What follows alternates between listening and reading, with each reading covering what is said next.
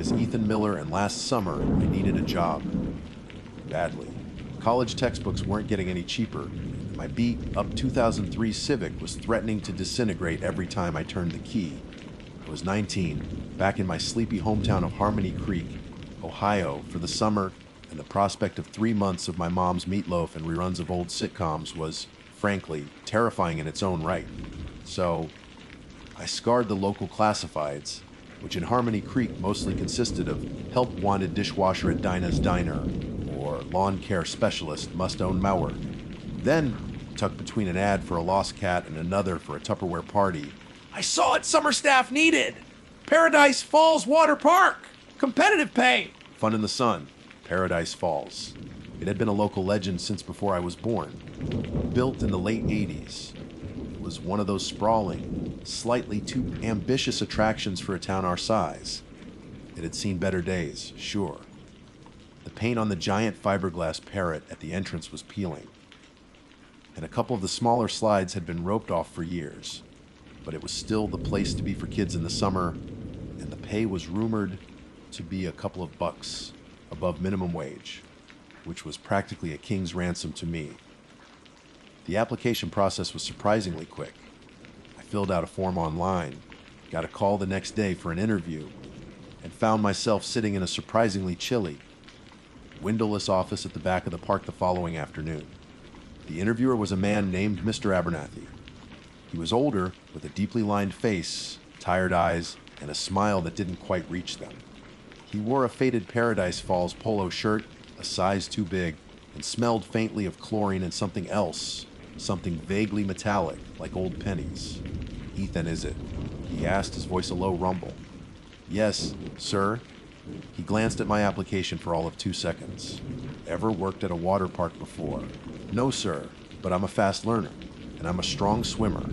I conveniently left out the part where my main swimming experience was doggy, paddling in the community pool. Good. Enthusiasm. We like that. He leaned back, his chair creaking ominously. The park, it has its quirks. It's an old park. Things don't always work the way they should. You need to be able to follow instructions.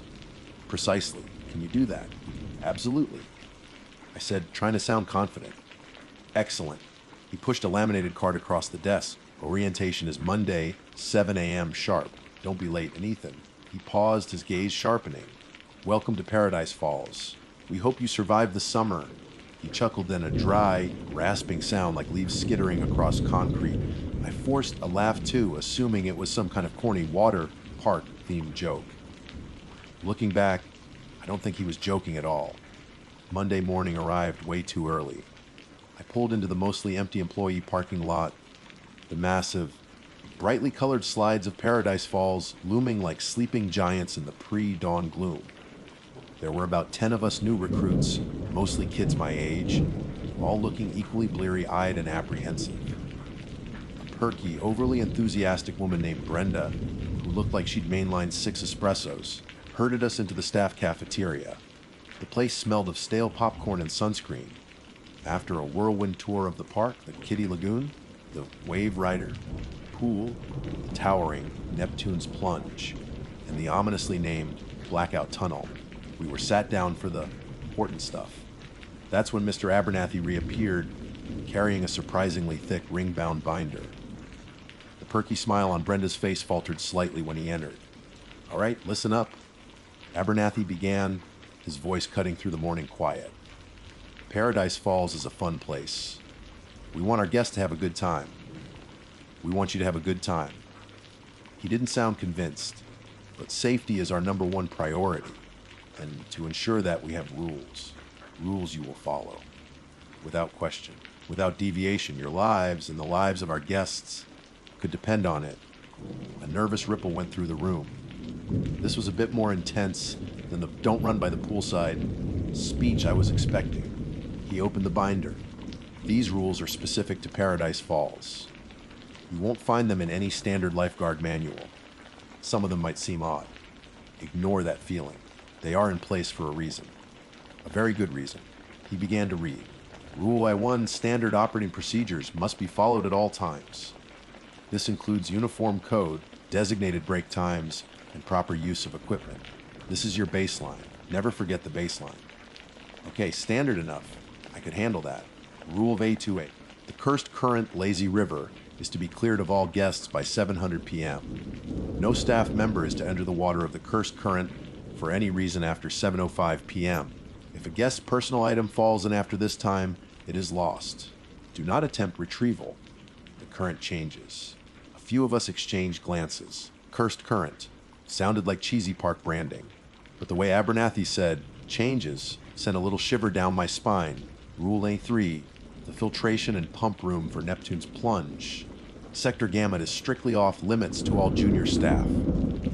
Access is restricted to Level 3 senior maintenance only.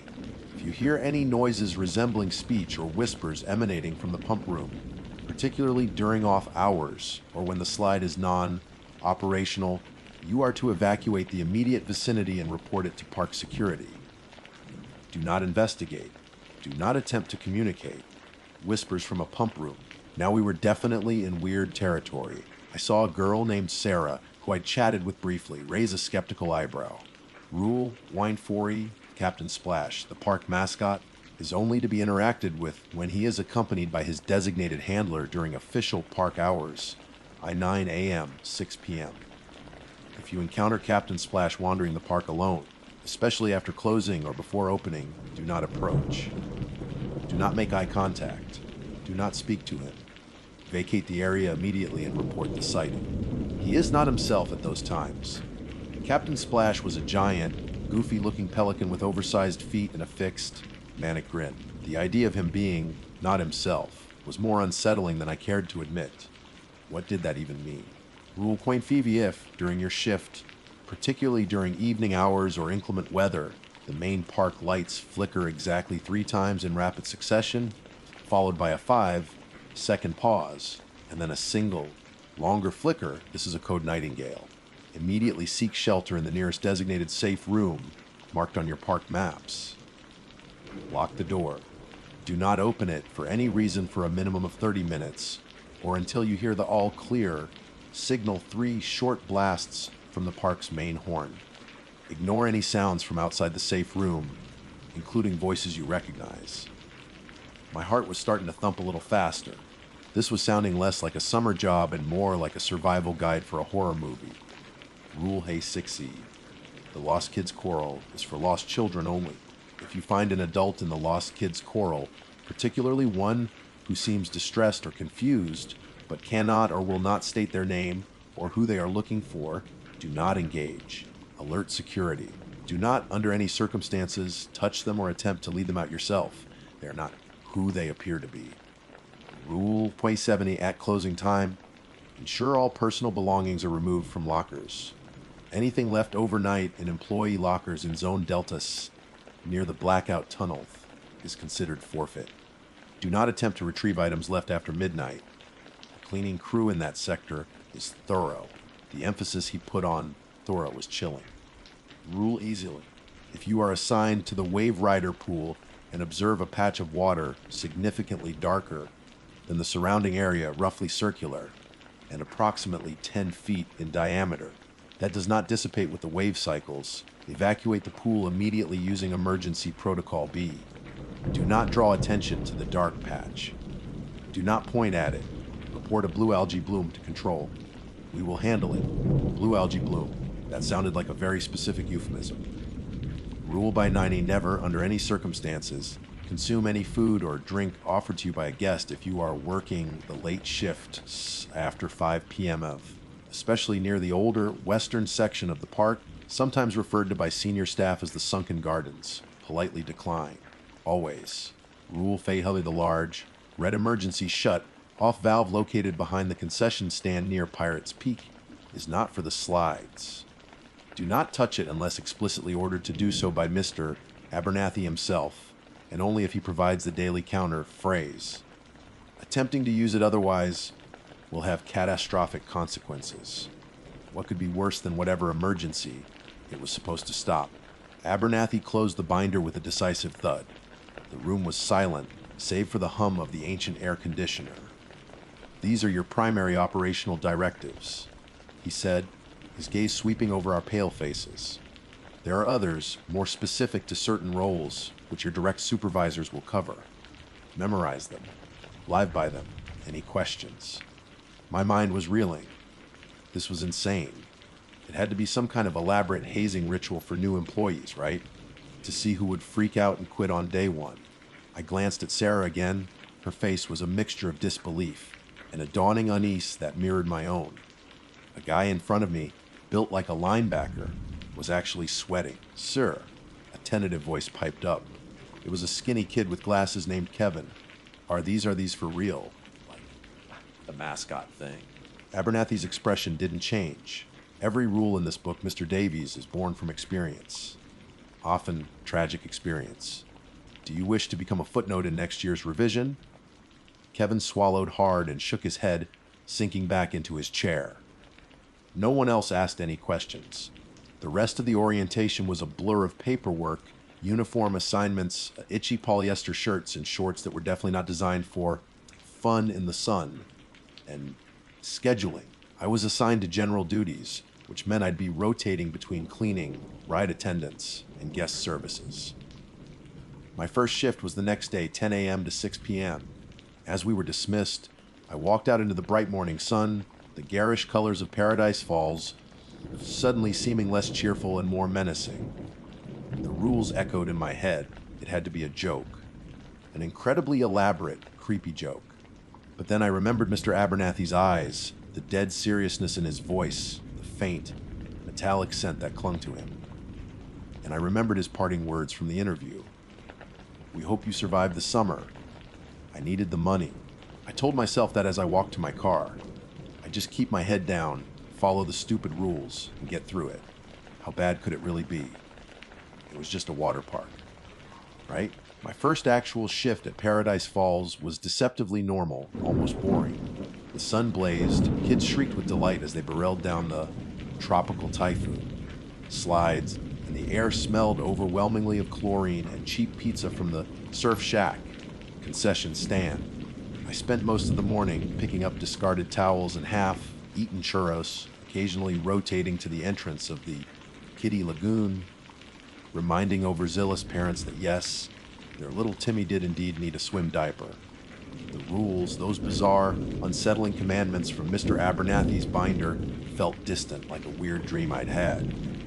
Sarah, the girl from orientation, was assigned to the gift shop, and during our shared 15-minute break, we huddled by the overflowing trash cans behind the Wave Rider control booth. So I started, trying to sound casual, or any rogue pelicans or whispering pump rooms yet.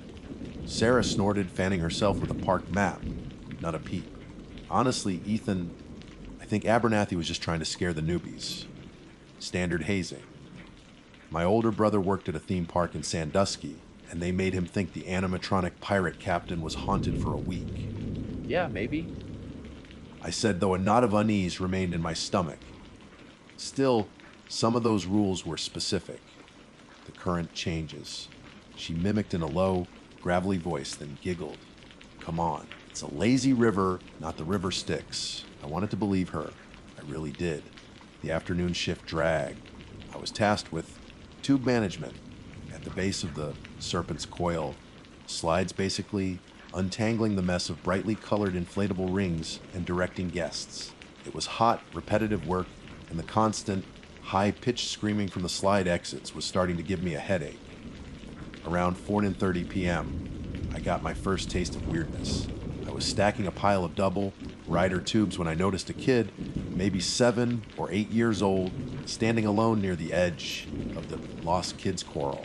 The coral was a fenced-off area with a few plastic toadstool seats and a faded mural of smiling cartoon sea creatures.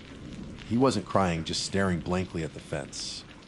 "Hey there, little buddy," I said, approaching him cautiously. "You lost. Looking for your mom or dad?" He didn't respond, just kept staring. His eyes were a weird pale blue, almost translucent. "What's your name?" I tried again, crouching down to his level. Silence. He had a small, red toy boat clutched in one hand. Okay, this was a bit off. I remembered Rule 86, the Lost Kids Coral is for lost children only. If you find an adult in the Lost Kids Coral, this was a kid though, but something felt wrong. All right, hang tight. I said, forcing a smile. I'll go get someone from guest services. We'll find your folks in no time. I turned to flag down Brenda, who was walking past with a clipboard, when I heard a faint, raspy whisper, "Not lost." Waiting. I spun back around. The kid hadn't moved. His lips hadn't twitched. "Did you say something?" I asked, my voice a little shaky. He just blinked slowly. My radio crackled. It was my supervisor, a perpetually stressed guy named Gary.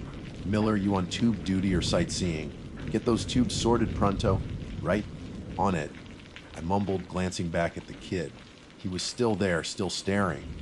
I made a mental note to tell Brenda about him as soon as Gary was off my back. By the time I'd wrangled another dozen tubes and looked back, the kid was gone. The lost kid's coral was empty. I told myself he'd probably just wandered off, or his parents had found him. But the whisper, I couldn't shake it. The rest of the day passed in a haze of sunscreen and chlorine. As 600 p.m. approached, the park began to empty. The energy shifted. The joyful chaos of the day gave way to a kind of wary quiet, punctuated by the distant gurgle of water pumps and the clatter of staff cleaning crews. My last task was to help clear the cursed current. Lazy River. It was just me and another new guy, Mark, the linebacker type from orientation, who'd been sweating bullets during Abernathy's speech. "You believe that crap about the current changing?" Mark muttered as we herded the last few stragglers out of the water, their inflatable tubes bumping gently against the concrete edges. "No idea," I said, but Abernathy seemed pretty serious. "Dude, he's just messing with us. Old guys like that get their kicks scaring teenagers." Mark pointed to a bright pink flamingo float that had gotten snagged on a decorative rock near the edge. "Look, someone left their bird at 6:58 p.m. Technically, after 7:05, we can't go in, right?" "Rule 5-2, I confirmed a little uneasily. If a guest's personal item falls in after this time, it is lost. Do not attempt retrieval." "Exactly. So, if I just oops..." Mark accidentally nudged the flamingo with his foot. It bobbed further out into the slow-moving water. "My bad. Guess it's lost forever after 7:05. He winked. We finished our sweep, making sure all the entry and exit gates to the lazy river were locked. The big clock near the main plaza read 7:03 p.m. "See." "Nothing," Mark said, gesturing to the placid water. The setting sun cast long, eerie shadows across the surface. The usual gentle gurgle of the current seemed quieter. Or maybe it was just my imagination. "Let's just head to the locker room," I said, not wanting to push our luck. As we walked away, I glanced back. The pink flamingo float was still there, drifting slowly, but the water around it looked darker. Not like a shadow, but like the water itself was a different, murkier color. And it wasn't just around the flamingo anymore. The darker patch was spreading, slowly, like ink dropped into a glass. The gentle current also seemed to be picking up speed, but not in a uniform way. It looked like it was swirling, pulling towards the center of the lazy river, where the water was now almost black. "Mark," I said, my voice barely a whisper. "Look." He turned. His bravado vanished. "What the hell?" The pink flamingo, caught in the accelerating, darkening current, began to spin. Faster and faster. And then, with a soft, sickening sloop, it was pulled under. Not deflated, not tipped over. Pulled straight down, as if by an unseen hand. For a second, there was just a dark swirl on the surface, and then nothing. The water slowly returned to its normal, placid blue, the current to its gentle pace. The clock read 7:06 p.m. Mark and I stared at each other, faces pale. "Okay," he said, his voice an octave higher than usual. Maybe Abernathy wasn't kidding. We didn't talk on the way to the locker room in Zone Delta, near the blackout tunnel. The locker room was old, damp, and smelled of mildew. The flickering fluorescent lights didn't help the atmosphere. I fumbled with my combination lock, my hand still shaking slightly from the lazy river incident. I remembered Rule 7. Anything left overnight in employee lockers in Zone Delta is considered forfeit. The cleaning crew in that sector is thorough. I made damn sure I had everything: my wallet, my keys, my half-eaten sandwich I'd forgotten about. Mark was doing the same, practically emptying his locker onto the bench. As I was about to leave, I noticed something on the floor under the last row of lockers. It was a small, red toy boat, identical to the one the kid in the Lost Kids choral had been holding. My blood ran cold. How did it get here? Had he been in the locker room? I picked it up. It felt oddly cold to the touch. Geez, you see this? I asked Mark and Kevin, the skinny kid with glasses from orientation who had just walked in. Kevin peered at it. Creepy. Someone forget their kid's toy. Maybe, I said, but I didn't believe it. I didn't want to leave it there, but the thought of taking it with me, of it being mine now, was even worse. In Rule Phase 7, the cleaning crew is thorough, Mark muttered, echoing my thoughts. He looked genuinely scared now. I hesitated, then carefully placed the little red boat back on the floor, tucking it slightly under the locker. Maybe the thorough cleaning crew would just get rid of it. The walk to the employee parking lot felt miles long. Every shadow seemed to stretch. Every rustle of leaves sounded like footsteps. The brightly colored slides, now silhouetted against the darkening twilight sky, looked less like fun attractions and more like grotesque alien structures. I got into my Civic, the engine thankfully catching on the first try. As I pulled out of the parking lot, I saw Mr. Abernathy standing near the park entrance, watching the last few employees leave. He wasn't smiling. He just watched, his face like a stone carving in the gloom. He gave a single, almost imperceptible nod as I drove past. It wasn't a friendly gesture. It felt more like an acknowledgement. You made it through day one. Let's see about day two. I drove home faster than I should have. The rules, the kid, the lazy river, the toy boat, all swirling in my head. Sarah was wrong. This wasn't hazing. This was real. And I had a whole summer of it ahead of me. The next few weeks at Paradise Falls settled into a disturbing rhythm. The days were a monotonous blur of screaming children, sticky popsicle wrappers, and the ever-present smell of chlorine. But beneath the surface of mundane summer, job drudgery, a current of fear, cold and strong, tugged at me constantly. The rules weren't just words in a binder anymore.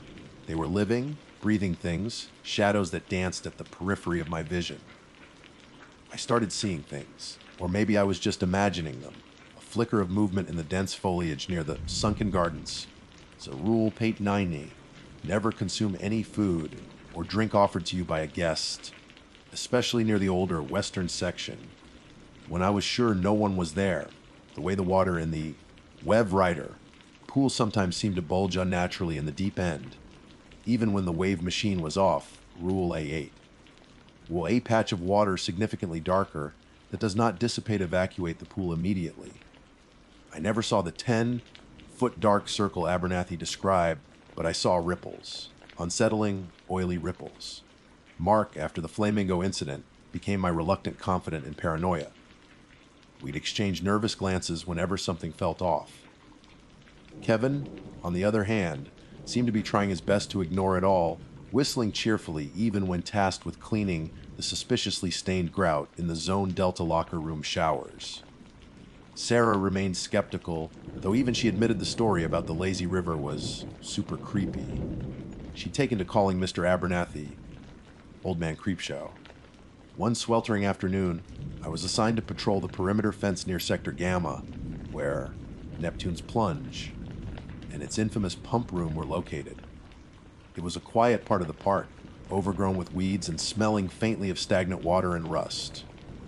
The pump room itself was a squat, windowless concrete bunker, its heavy steel door secured with a thick, rusty padlock. A faded sign read, Denjar Chias Veltigi Ayuchowaza Personal I remembered Rule Bane 3. The filtration and pump room is strictly off limits. If you hear any noises resembling speech or whispers, evacuate. Do not investigate. As I walked past, I heard it. A low, rhythmic thrumming. Not the mechanical hum of a working pump. Neptune's plunge had been closed for maintenance all week. This was different. It was a sound like a giant heartbeat. And beneath it, almost too faint to discern, a whisper.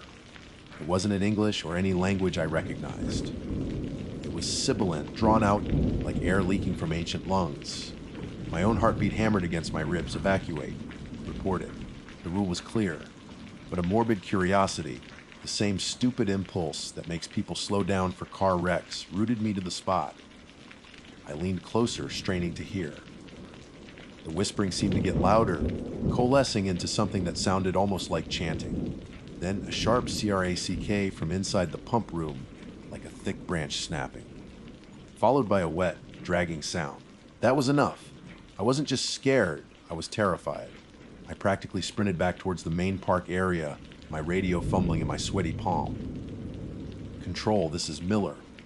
I'm at Sector Gamma, near the Neptune's plunge pump room. And I think I heard something, like the rule says. Brenda's overly cheerful voice crackled back, though it sounded a little strained. Understood, Ethan. Just move away from the area, okay? We'll send security to check it out.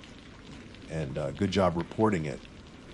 Security in Paradise Falls consisted of two burly, silent men named Earl and Sile who looked like they wrestled bears in their spare time. I saw them heading towards Sector Gamma a few minutes later, their faces grim. They didn't invite me to accompany them, and I didn't offer. Later, I heard from Mark that they just reported, all clear, probably a loose pipe. I knew what I'd heard, and it wasn't a loose pipe. The incident that truly cemented the horror of Paradise Falls, the one that still gives me nightmares, happened about a week later. It was a Thursday, and the park was unusually crowded. Storm clouds had been gathering on the horizon all afternoon, a bruised, purple mass that promised a deluge.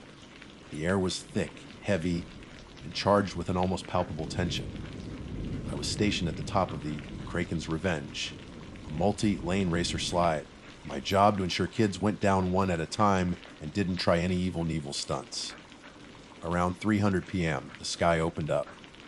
It wasn't just rain, it was a torrential downpour, the kind that turns everything gray and blurry in seconds.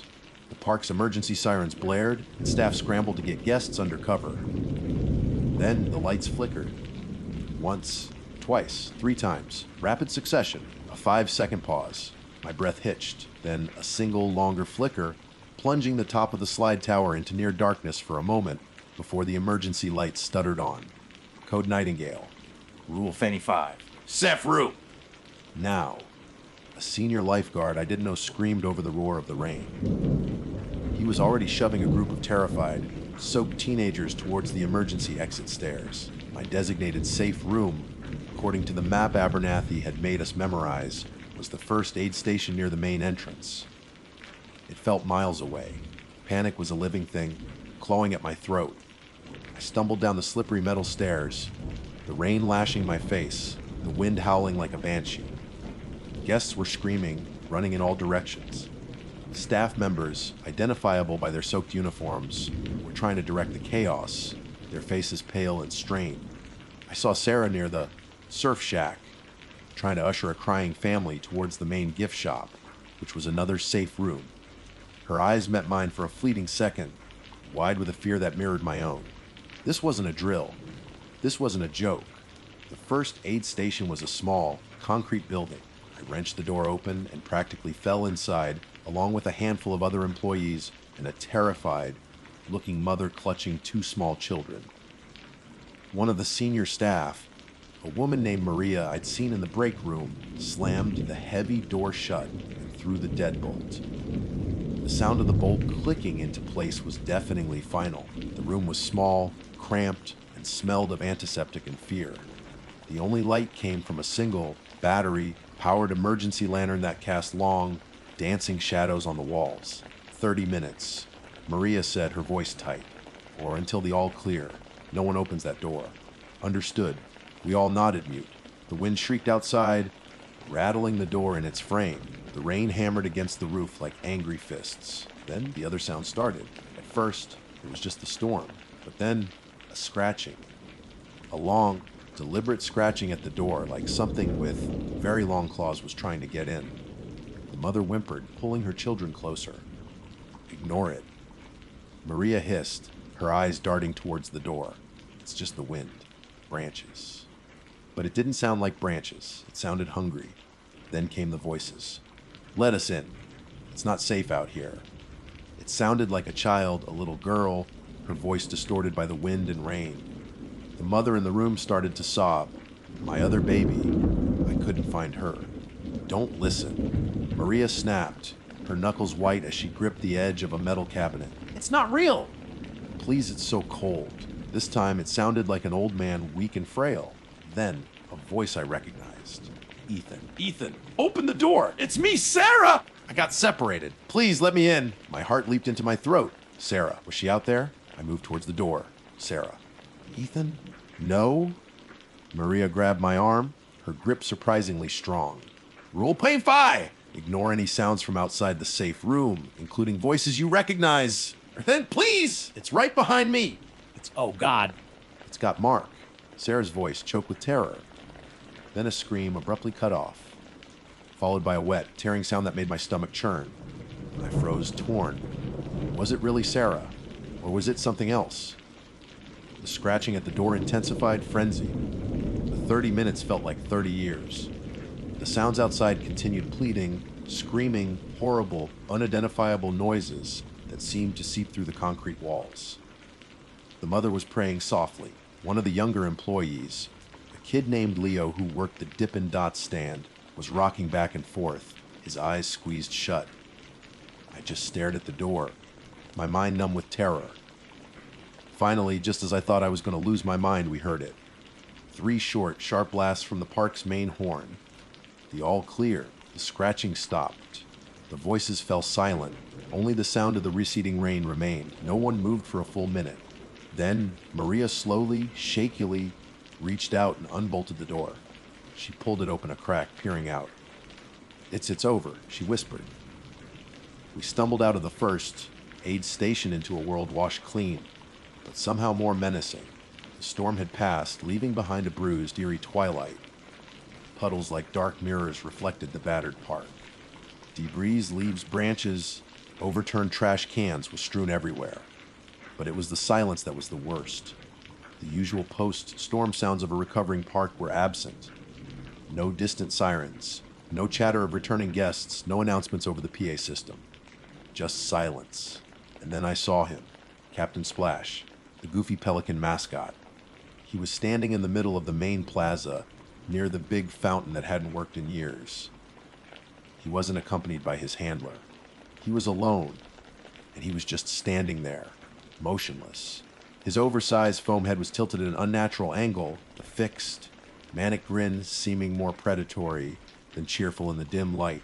Rule 4A: if you encounter Captain Splash wandering the park alone, do not approach. Do not make eye contact. Do not speak to him. Vacate the area immediately. He is not himself at those times. He slowly turned his head, the movement stiff and jerky, like a badly operated puppet. His big, painted eyes, usually vacant and silly, seemed to fix on me. I couldn't breathe, I couldn't move. Then, from inside the massive pelican head came a sound, not the pre-recorded squawks and catchphrases Captain Splash usually emitted.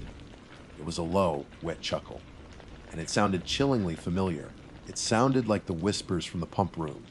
My training kicked in. Do not make eye contact. Vacate. I tore my gaze away, turned, and ran.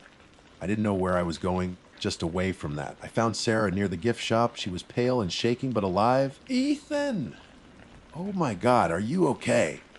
Did you hear me outside the first aid station? Sarah? That was you. I stammered, confused.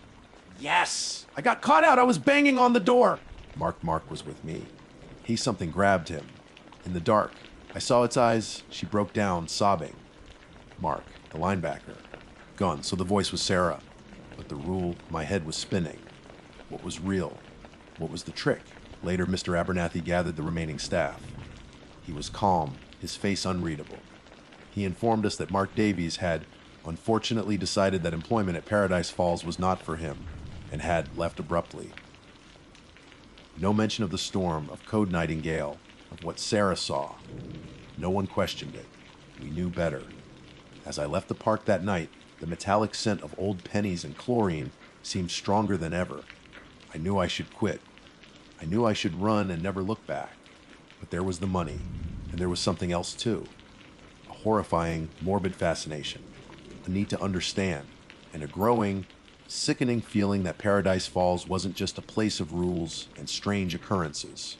It was a place that fed, and we, the summer staff, were on the menu.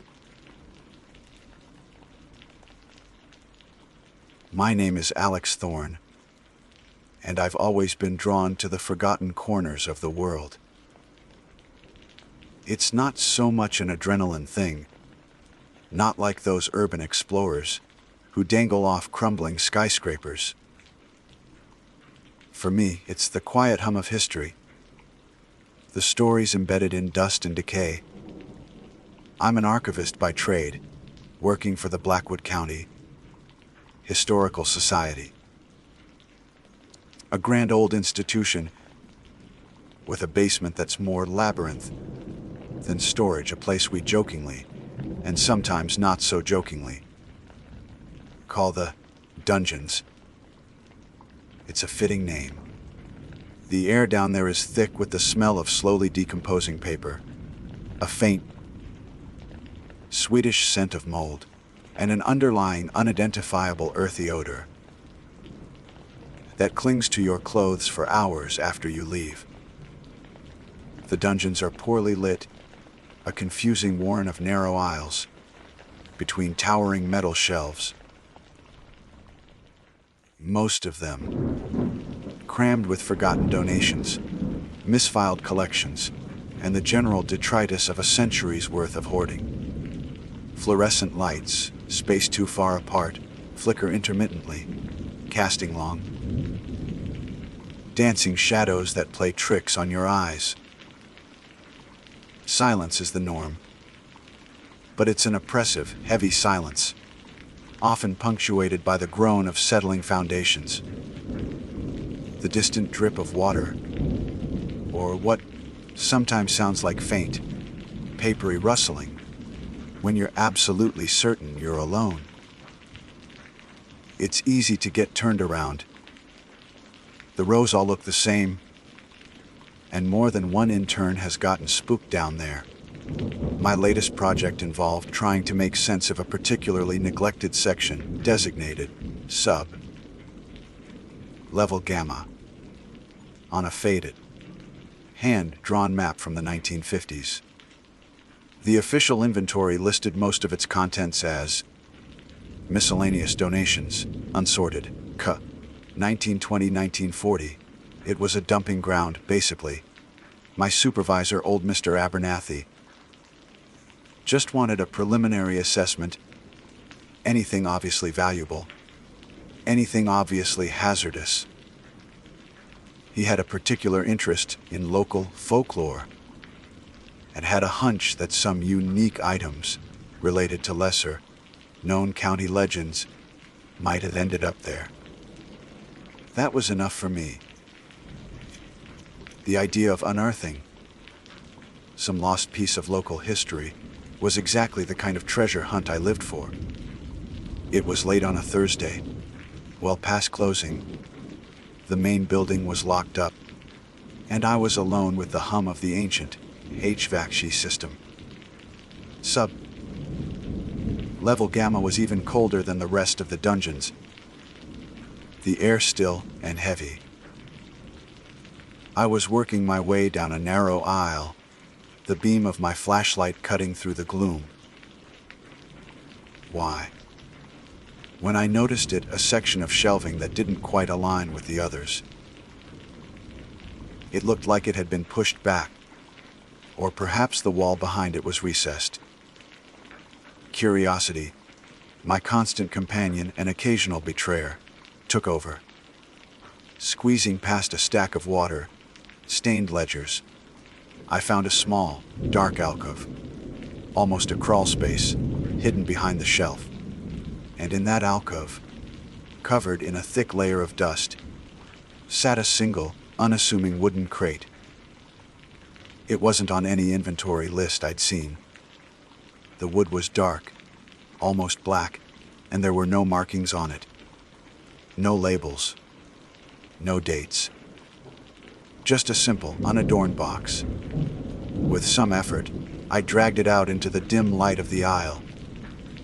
The lid wasn't nailed down, just fitted tightly. Inside, nestled on a bed of what looked like dried, blackened leaves, was a game. The box itself was strange. It was roughly square, made of the same dark wood as the crate, and felt unusually heavy. There was no publisher's name, no copyright date. Across the lid, the title, Dungeons and Dominion, was embossed, not printed. The letters formed in a spidery, archaic script that was difficult to read. It looked handmade, ancient. A shiver, not entirely from the cold, traced its way down my spine. I carried it to a small, rickety table I'd cleared earlier and carefully lifted the lid. The smell that wafted out was odd. Not just old paper, but something else, a faint, metallic tang, mixed with dry earth and something vaguely floral, like long, dead potpourri. The first thing I saw was the rulebook. It wasn't printed. It looked like it had been handwritten, or perhaps typed on a very old typewriter, on thick, brittle parchment like paper. The ink was faded brown in places, stark black in others. The illustrations were sparse, but deeply unsettling crude. Almost childlike drawings of twisted landscapes, shadowy figures, and complex, spidery symbols that seemed to writhe at the edge of my vision. The language of the rules was equally bizarre. It was dense, filled with arcane terminology that made little sense, and structured less like instructions for a game, and more like a series of ritualistic incantations. Some passages seemed to describe moral choices, or sacrifices, with vague but ominous consequences. Beneath the rulebook was the game board. It was made of several folding sections of heavy, treated leather, not cardboard. The map depicted a nightmarish, alien landscape. There were no familiar landmarks, just jagged mountains that seemed to claw at a petulant twilight sky, dark, tangled forests, and rivers that flowed with what looked like ink. As I stared at it, I had the distinct, unnerving impression that the shadows on the board subtly shifted when I wasn't looking directly at them. The player tokens were next. There were 5 of them, each crudely carved from what looked like yellowed bone. They weren't traditional fantasy figures. One was a hunched, cloaked form with too many joints in its limbs. Another was a smooth, ovoid shape with a single, staring eye. A third resembled a tangle of roots or veins, vaguely humanoid. They felt cold to the touch, unnaturally so, even in the chill of the archive. The dice were even stranger. There were 3 of them, not 6-sided, but 8-sided, and made of a pitted, blackish metal that felt strangely warm. Instead of pips or numbers, each face bore a unique, deeply etched symbol similar to the ones in the rulebook. They felt heavy, unbalanced.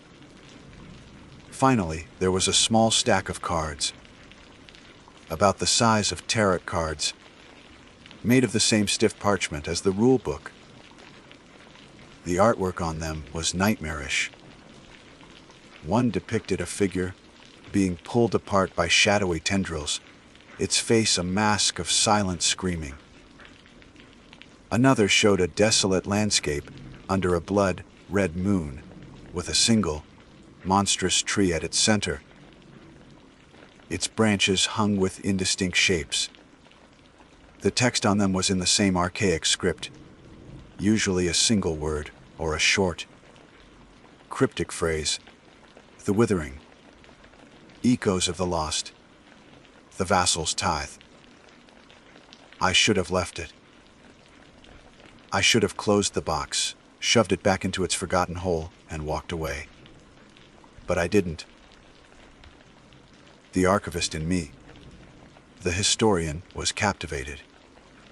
This was unique, unlike anything I'd ever seen.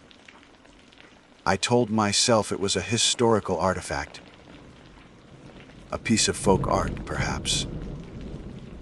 I decided to get back to my small office upstairs for a closer look, to at least try and decipher the rules.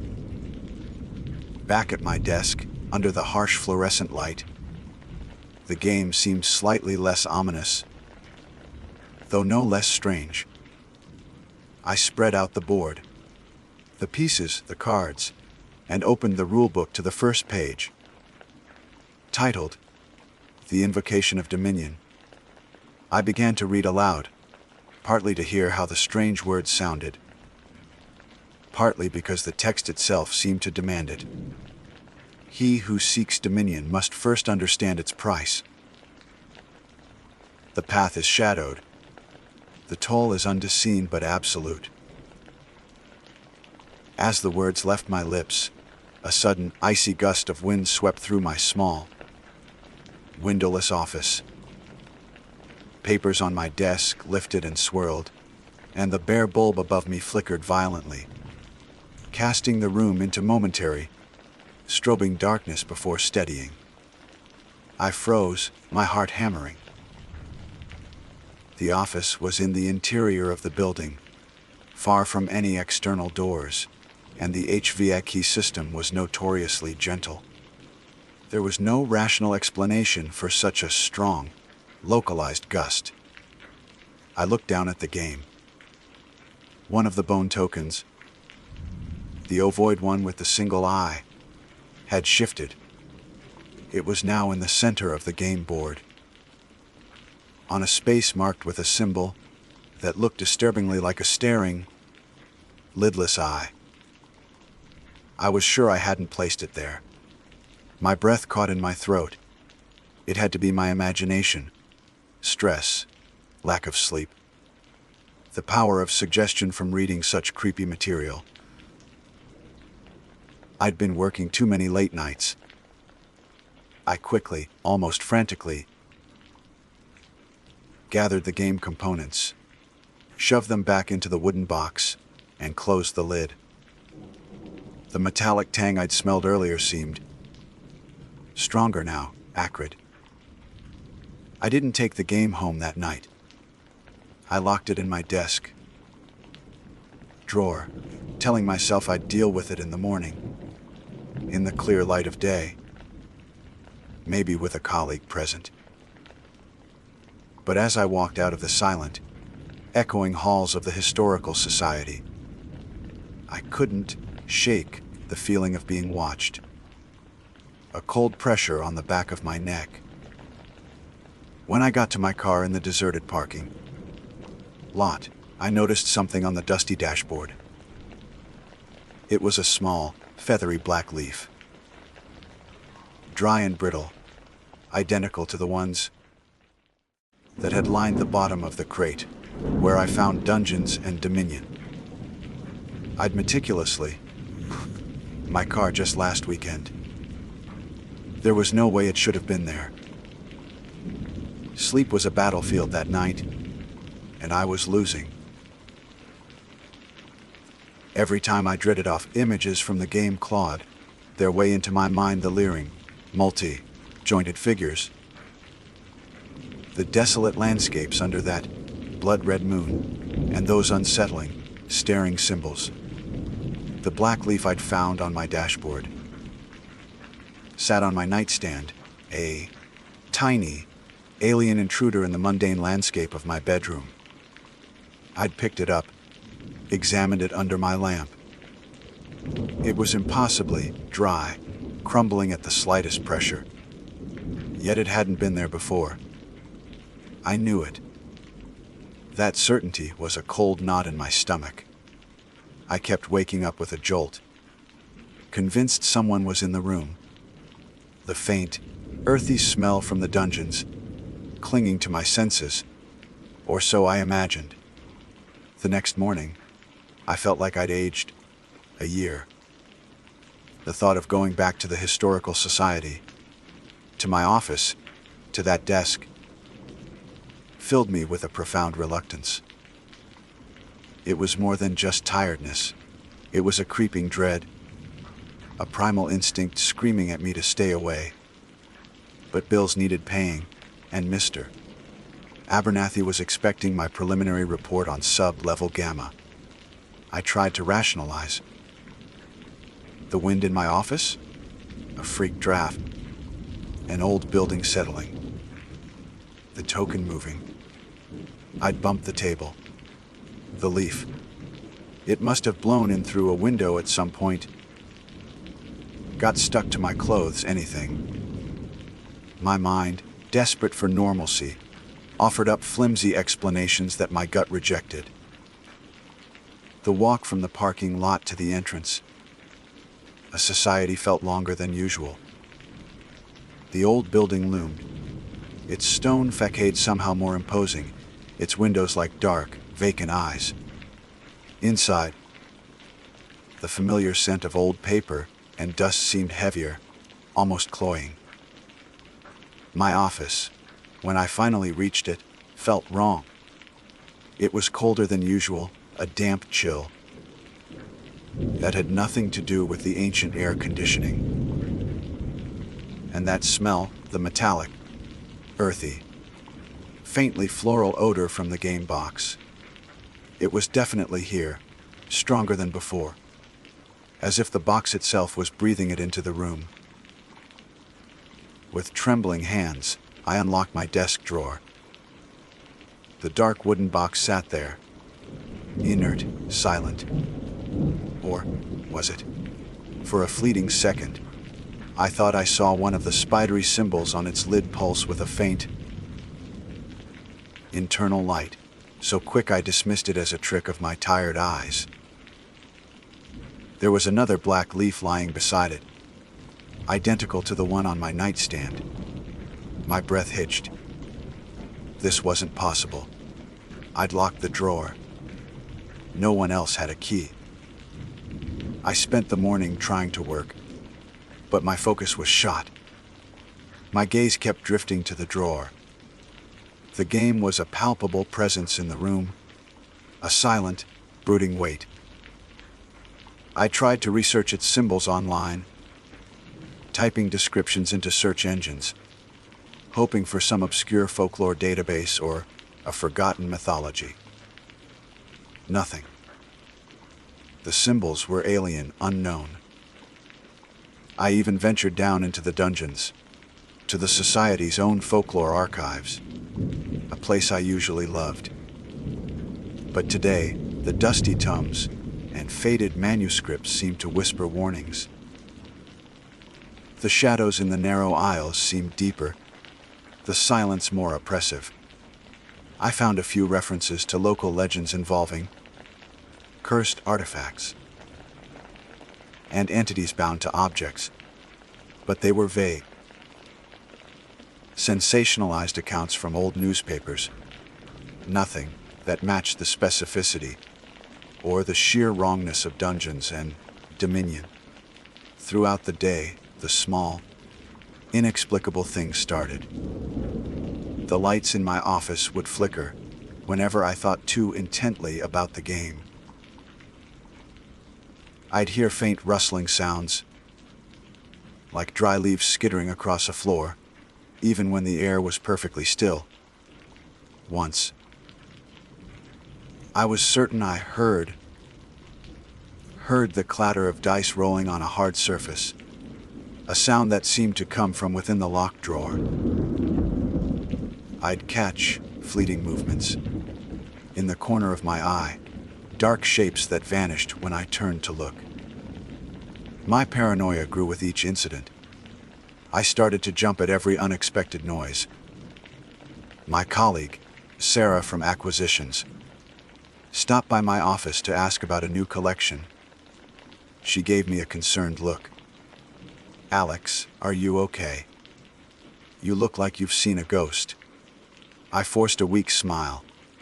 Just a long night. This sub-level gamma project is a bit much. I couldn't tell her. How could I explain that I thought a board game was haunting me? I'd sound insane. Her visit, though, highlighted my growing isolation. I was alone with this, and the fear was a cold companion. Despite the mounting dread, a perverse curiosity, a morbid compulsion, kept pulling me back to the game. It was like scratching an itch that only made it worse. I needed to understand it. What was its purpose? Its origin? Who made it? And why was it hidden so carefully in the dungeons? That evening, after everyone else had left, I pulled the game from the drawer again. The office was silent, save for the hum of the building. I spread the leather map on my desk. The alien landscape seemed even more menacing in the dim light, the shadows deeper, the rivers of ink more sinister. I picked up the rulebook, its parchment pages brittle and cold. I hesitated, remembering the icy gust of wind from the previous night. But the pull was too strong. I turned to a section titled, "The Nature of the Dominion." It spoke of entities beyond the veil, of whispers that shape reality, and the price of passage. The language was archaic, hypnotic. As I read, the temperature in the office plummeted. I could see my breath misting in the air. A low hum started to emanate from the game box itself, a deep, resonant thrum that I could feel in my teeth. The symbols on the 8-sided dice seemed to glow with a faint, sickly green light. Suddenly, one of the bone tokens, the hunched, cloaked figure, vibrated on the leather map. It slid a few inches, unassisted, stopping on a square depicting a dark, tangled forest. My heart leaped into my throat. I hadn't touched it. I knew I hadn't. This wasn't my imagination. This was real. Panic, cold and sharp, pierced through the morbid fascination. I scrambled back from the desk, knocking my chair over. The game lay there, the token still on its new square, the dice faintly glowing. The humming intensified for a moment, then subsided. The cold remained. I had to get rid of it. This thing was dangerous. It wasn't just an old game. It was something active, something malevolent. My mind raced. I couldn't just leave it here. What if someone else found it? What if it did something to the archives, to the building? The thought of Mr. Abernathy, with his gentle curiosity, stumbling upon this. I couldn't bear it. I hastily packed the game back into its wooden box. The metallic tang was overpowering now, making my eyes water. I grabbed the box, my car keys, and practically ran from my office, not bothering to lock up properly. The echoing silence of the historical society seemed to press in on me, filled with unseen watchers. My plan was simple: the Blackwood River. It was deep, fast-flowing, and nobody would ever find it there. I drove recklessly, the box sitting on the passenger seat beside me like a malevolent passenger. I could feel its coldness, its presence. I imagined I could hear faint whispers coming from it, too low to understand, but undeniably there. I reached the old, disused bridge on the outskirts of town. It was late, the area deserted. The river churned below, a dark, swirling mass in the moonlight. This was it. I got out of the car, carrying the box. It felt heavier now, as if resisting. I walked to the railing, the wind whipping at my face. I looked down at the dark water, then at the box in my hands. No more. I whispered, my voice hoarse. With a surge of adrenaline and revulsion, I heaved the box over the railing. It fell, end over end, and hit the water with a surprisingly small splash. For a moment, it bobbed on the surface. Then the current caught it, and it was gone, swallowed by the darkness. A wave of relief washed over me, so intense it left me weak. It was done. I drove home, the windows down, trying to air out the lingering scent of the game, the phantom whispers. I fell into bed, exhausted, and for the first time in what felt like days, I slept soundly, a deep, dreamless sleep. The next morning, I woke up feeling lighter, almost euphoric. The nightmare was over. I made coffee, the mundane routine a comforting balm.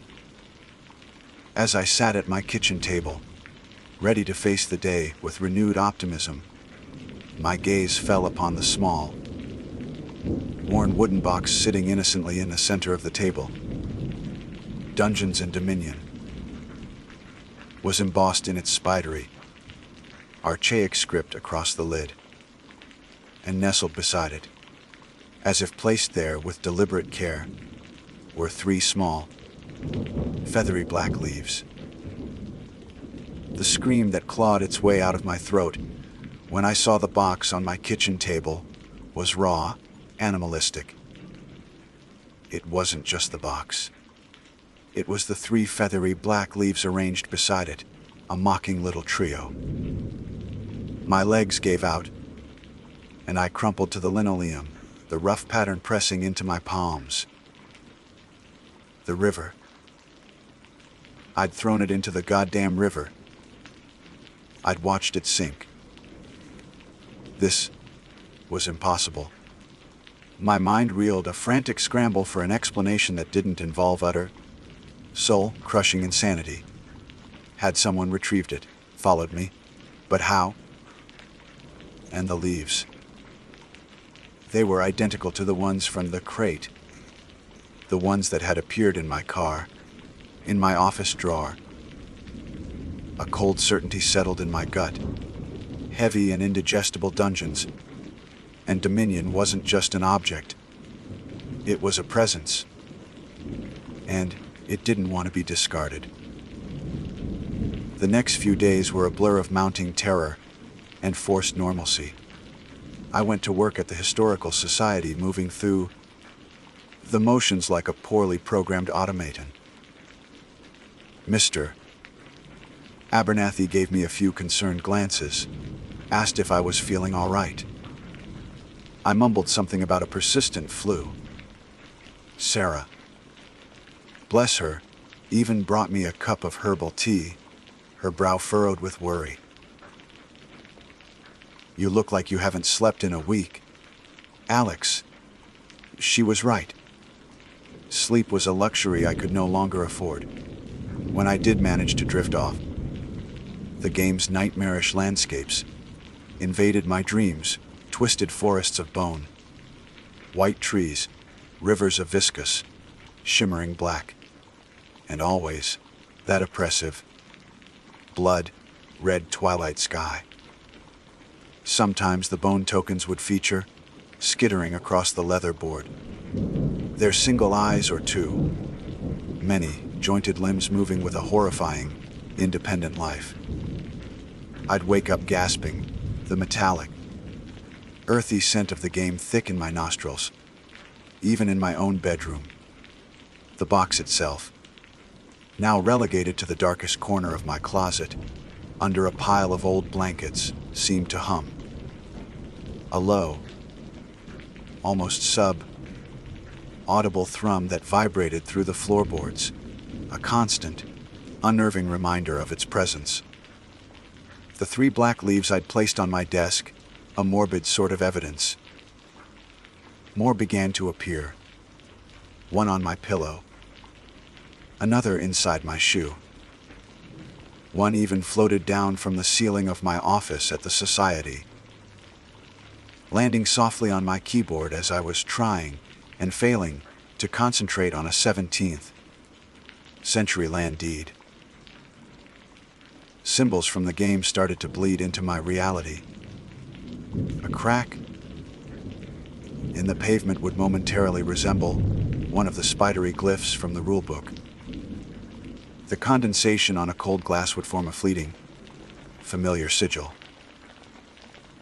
I'd see them in the shadows, in the patterns of leaves on the ground, in the way power lines crossed against the sky. Was I losing my mind? Or was the game actively imprinting itself onto my world, onto my perception? I tried to research more desperately this time. I scoured the Society's restricted archives, looking for any mention of similar artifacts, of local folklore that went deeper than the sanitized versions in the public domain. I found unsettling tales of objects imbued with, or influence, of entities tied to handcrafted items, often demanding appeasement or service. One particularly disturbing account, in a brittle, handwritten journal from a 19th century clergyman, spoke of a silent arbiter, a game of souls that could not be unmade, only played or passed on at terrible cost. The descriptions were vague, filled with religious dread, but a cold finger traced its way down my spine. Online searches for the game's symbols remained fruitless, as if Dungeons and Dominion existed outside of any known human record. I even attempted to confide, in the most oblique way possible, in Mr. Abernathy. I asked him, hypothetically, about legends of cursed items that couldn't be destroyed. He chuckled, a kindly, academic sound. Ah, the old persistent malevolence. Trope Alex. Fascinating from a folkloric perspective, usually symbolic of inescapable guilt or fate. Wouldn't you say? He then launched into a detailed analysis of such motifs in medieval literature. I felt a chasm open up between his world of scholarly detachment and my reality of creeping horror. I was truly alone in this. The game, it seemed, did not appreciate being ignored. When I tried to seal the box with duct tape and bury it again in my closet, the manifestations escalated. My lights began to flicker erratically, sometimes going out for minutes at a time, plunging me into suffocating darkness. Objects in my apartment would shift, a book falling from a shelf, a glass sliding across the counter.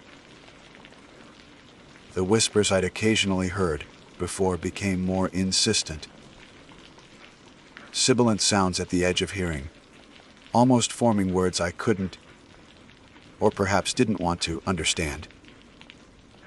One morning, I arrived at my office to find one of the game's tarot-sized cards lying face up on my blotter, the vassal's tithe. My blood ran cold. The box was in my closet at home, taped shut. How had it gotten here? The implication was clear: the game's influence was not confined to my apartment.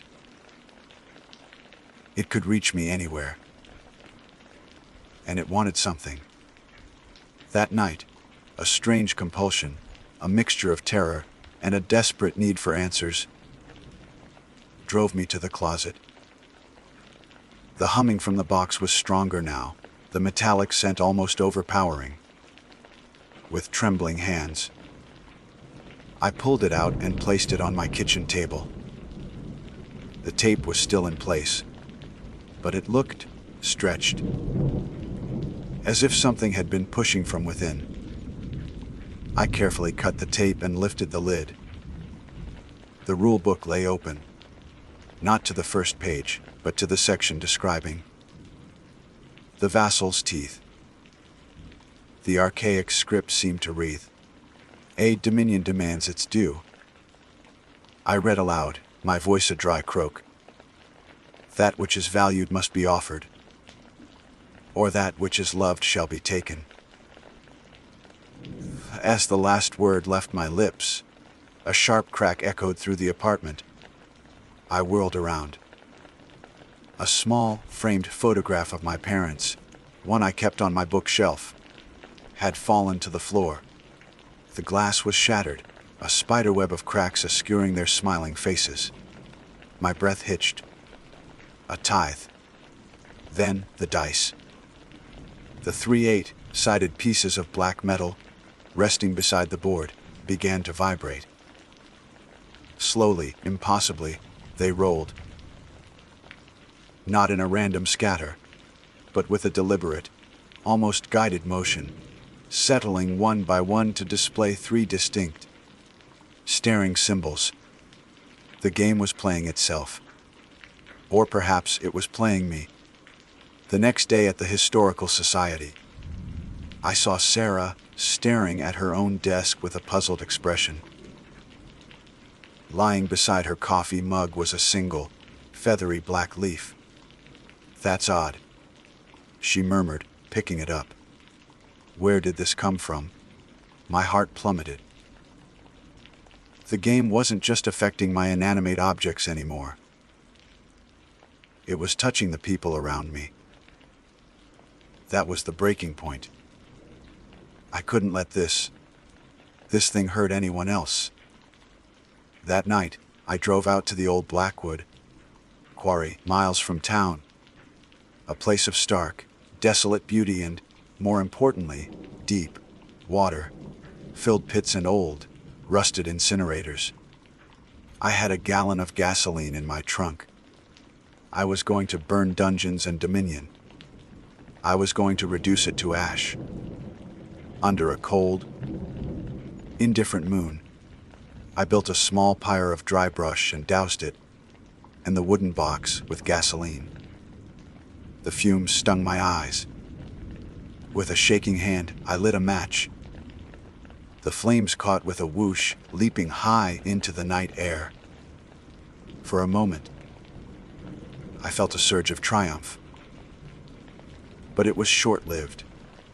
The fire around the box burned, but the box itself, it didn't blacken. It didn't char.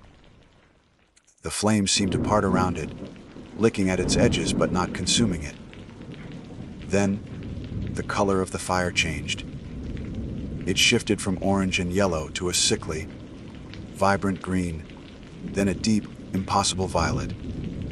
A low, guttural sound, like 1,000 voices groaning in unison, seemed to emanate from the burning pyre, and for a terrifying instant, I thought I saw a shadowy, multi-limbed figure coalesce in the unnatural smoke, its form indistinct, but radiating an ancient, unquantifiable malice.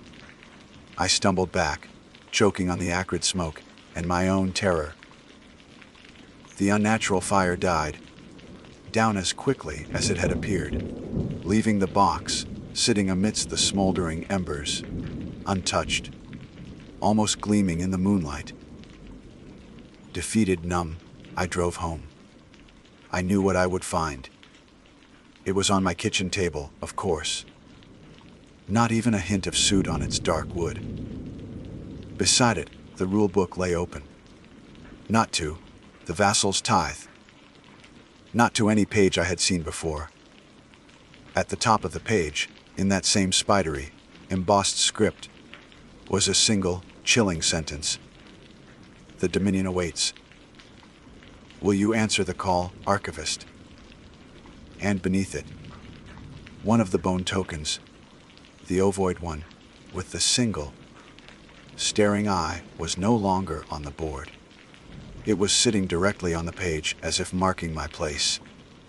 My invitation. My summons. The game didn't just want to be acknowledged. It wanted to be played. And it seemed I was its newest piece.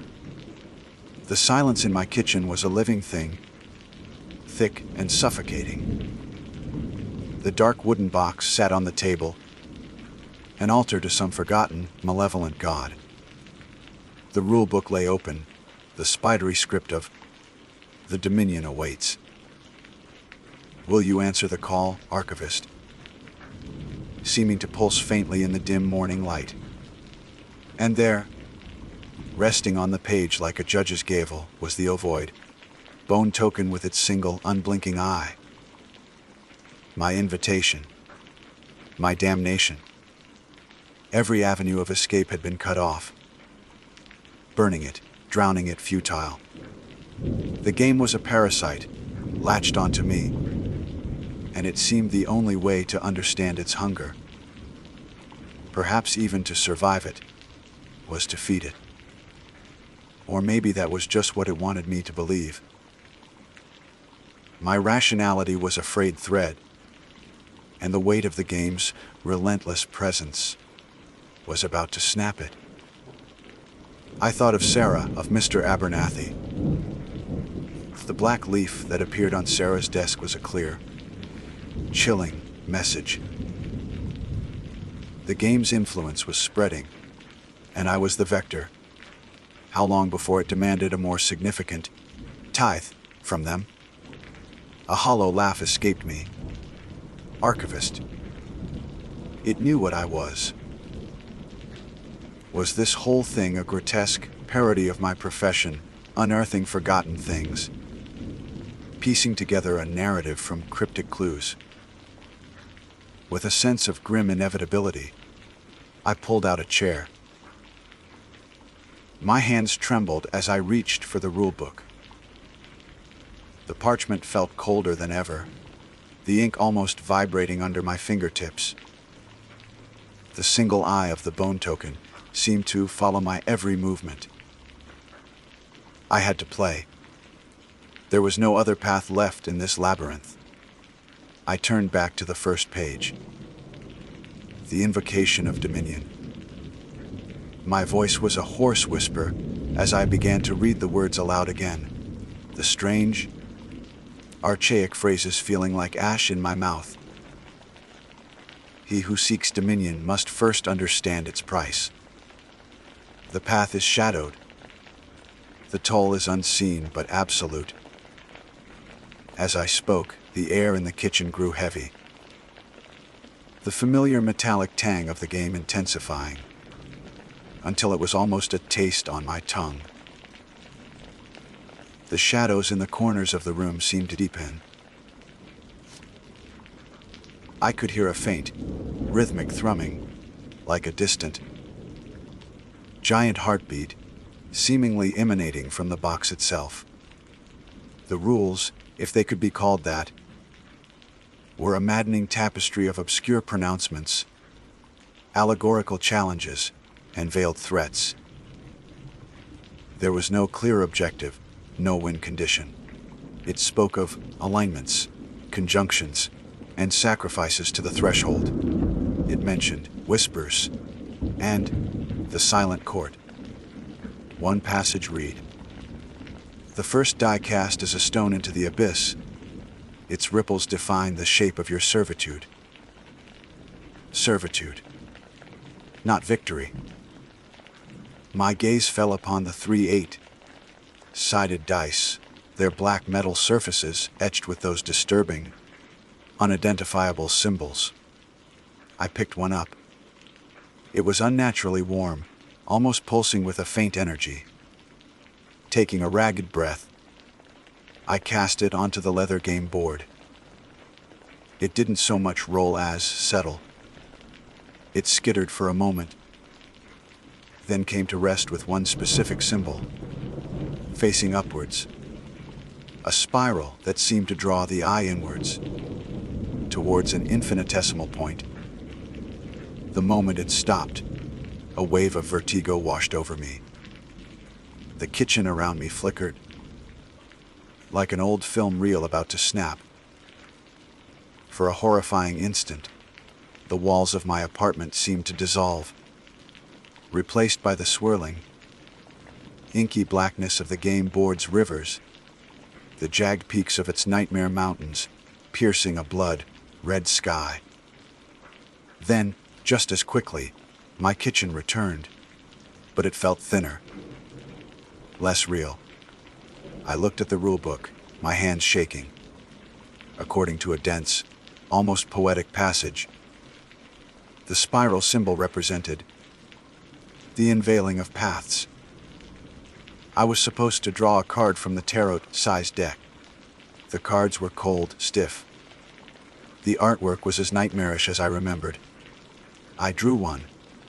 It depicted a lone, skeletal tree on a barren plain. Its branches hung not with leaves, but with dozens of staring, disembodied eyes. The text beneath it read, "The watchers see. Your walls are now their windows." A sudden, sharp cracking sound from the living room made me jump. I rushed in to find that every mirror, every reflective surface, the television screen, the glass in the picture frames, even the polished surface of my coffee table had developed a network of fine, spidery cracks, radiating outwards from their centers. And in the largest mirror above the fireplace, for a split second before the cracks obscured the image entirely, I didn't see my own reflection. I saw a vast, empty room, its walls covered in what looked like pulsating, organic script, and in the center of it, a single, colossal, unblinking eye, staring directly back at me. My breath hitched. This wasn't just a game. This was an invasion. The game continued, or rather, I continued to be played by it. Each roll of the dice, each card drawn, brought fresh horrors, fresh erosions of my reality. A card named Echoes of the Lost filled my apartment with the whispers of voices I almost recognized, murmuring my name, their tones shifting from pleading to accusatory. Another, the shifting sands, caused the floor beneath my feet to ripple and sway. The pattern of the linoleum momentarily resolving into the screaming faces I'd seen on one of the game's illustrations. The bone tokens moved across the board, sometimes guided by my reluctant hand, as per the cryptic instructions, sometimes seemingly of their own accord. The hunched, cloaked figure advanced towards a space, marked with a symbol like a grasping hand. The ovoid eye token remained fixed on a central point, the heart of dominion. The days bled into nights. I stopped going to work. Mr. Abernathy called, his voice laced with concern. I mumbled excuses, my voice hoarse, distant even to my own ears. Sarah sent texts asking if I was okay. I couldn't answer. How could I explain that my world was being unwritten, rewritten by a cursed game? The black leaves kept appearing, now not just in my apartment, but seemingly on me, one tucked into my pocket. I was sure it hadn't been there, another falling from my hair. My isolation was complete, a suffocating blanket woven by the game. The apartment grew colder, the metallic, earthy smell a constant miasma. Food turned to ash in my mouth, a literal manifestation of one of the curse cards I'd drawn. My reflection, when I dared to glance at a remaining shard of mirror, was gaunt, haunted, my eyes wide with a terror that was becoming my permanent state. The entity, the dominion, whatever it was, felt closer now. It wasn't just the whispers or the fleeting images. It was a pressure in my mind, a cold, ancient intelligence scrutinizing my every thought, every fear. The game was its censor, its tendril reaching into my world. One evening, or what I perceived to be evening in the perpetual twilight the game, seemed to cast over my senses. I drew a card that showed a figure kneeling before a shadowy throne, offering up a glowing object. The card was titled, "The Vassal's Choice." The rulebook, in a passage that seemed to writhe with anticipation, spoke of a willing offering to solidify the bond and appease the gaze. It didn't specify what the offering should be.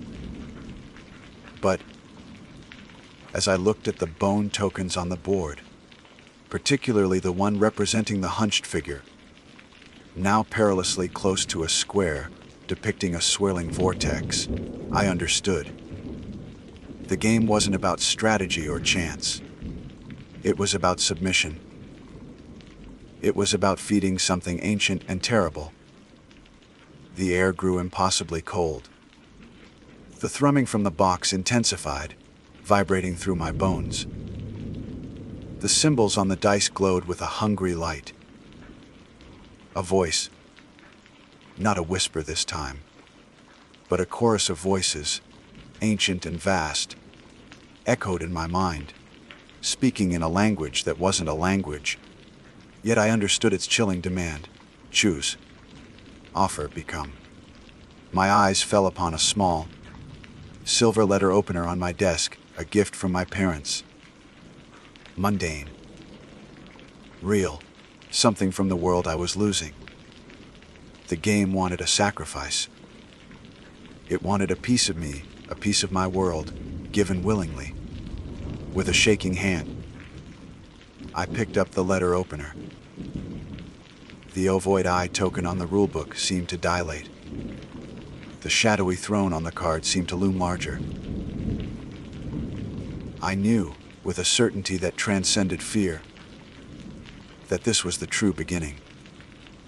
Not an ending, but an initiation. The game wouldn't release me. It would consume me, integrate me. Perhaps I would become another token. Another illustration in its cursed rulebook. Another warning to the next poor soul who stumbled upon Dungeons and Dominion in some forgotten archive. The chorus of voices urged me on. Offer. Join the Dominion. I looked at the leather board, at its alien landscapes that now felt more real than my own crumbling apartment. I looked at the bone token, the one that was supposed to be me, the archivist, poised at the edge of something terrible. My hand tightened around the letter opener. The game waited. The Dominion waited. And I was so very tired of fighting.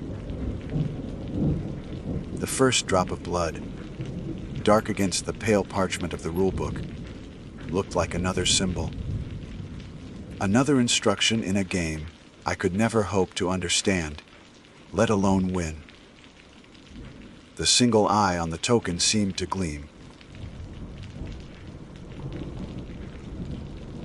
My name is Alistair Finch, and for the entirety of my 37 years, I have resided on the island of Oilun and Fiaza, a name which, in the old tongue of my ancestors, translates rather poetically to the Island of Knowledge.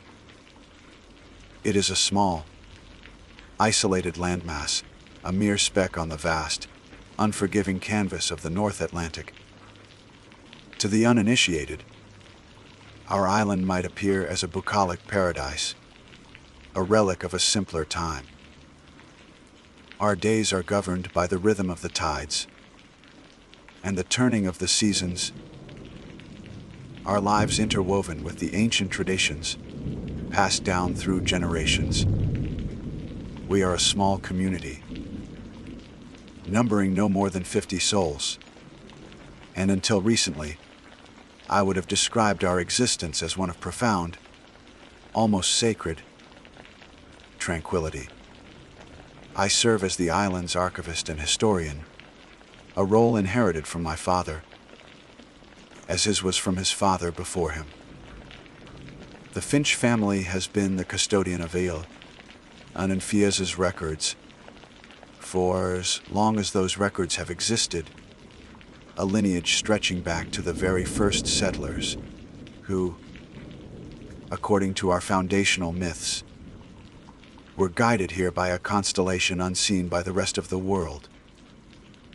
Our home, a sturdy, gray, stone edifice built a respectful distance from the main village, houses not only my modest living quarters, but also the island's extensive library, a collection of texts, maps, and artifacts that chronicle our unique, and I have always believed, rather uneventful history.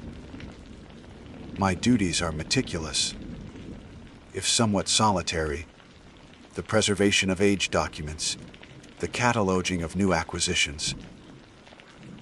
Though such additions are rare, and the occasional assistance offered to our small school or to elders wishing to trace their lineage. Life here is, by its very nature, predictable. The ferry from the mainland, our only tangible link to the outside world, arrives on the first Tuesday of every third month, weather permitting.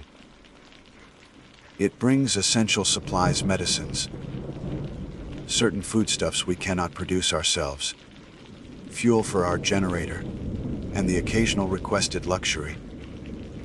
Its departure, usually within a few hours, invariably leaves behind a renewed sense of our isolation, a feeling I have always found more comforting than disconcerting. We are self-sufficient in many respects. We cultivate hardy vegetables in sheltered gardens, fish the rich, cold waters that surround us, and tend to small flocks of sheep whose wool provides our clothing. The island itself is a place of stark, dramatic beauty. Jagged cliffs dominate the western shore, perpetually battered by the Atlantic swells. Their surface is home to colonies of seabirds whose cries are a constant soundtrack to our lives. To the east, the land slopes more gently towards sheltered coves and beaches of dark, volcanic sand. Inland, a patchwork of heath and bog is bisected by a single, low mountain, Snockna Marv, the Hill of the Dead, so named for the ancient burial cairns that adorn its summit, relics of a people, even older than our own settlement, about whom we know precious little. These cairns are considered sacred, and a respectful distance is generally maintained by the islanders. For most of my life, this routine, this predictability, has been the bedrock of my existence. I have found solace in the unchanging nature of our world, in the clearly defined parameters of our small society. There were, of course, the usual small dramas of any close, knit community, minor disputes over fishing grounds, the occasional youthful romance causing a stir, the shared grief of a passing. But nothing, absolutely nothing, had ever prepared me for the subtle, insidious shift that began to creep into the fabric of our lives approximately 6 months ago. It started with the tides. For generations, the rhythm of the sea has been as reliable as a heartbeat. We know its patterns, its moods, its highest reaches and its lowest ebbs, with an intimacy born of necessity. Then, one morning, Old Manon, our most seasoned fisherman, whose knowledge of the waters is legendary, noted that the high tide had receded significantly further than any recorded instance. He'd muttered about it down at the quay, his brow furrowed, more puzzled than alarmed. Most of us dismissed it as a fluke, an anomaly. The sea is a fickle mistress, after all. But then it happened again and again. Day after day, The low tide mark crept further out, exposing stretches of seaweed we had never seen before, strange, ribbed sands and rocks slick with unusual, deep, green algae. Conversely, the high tides seemed diminished, lapping weakly at the shore, failing to reach their accustomed markers. This alteration, while peculiar, was initially more a subject of curiosity than fear.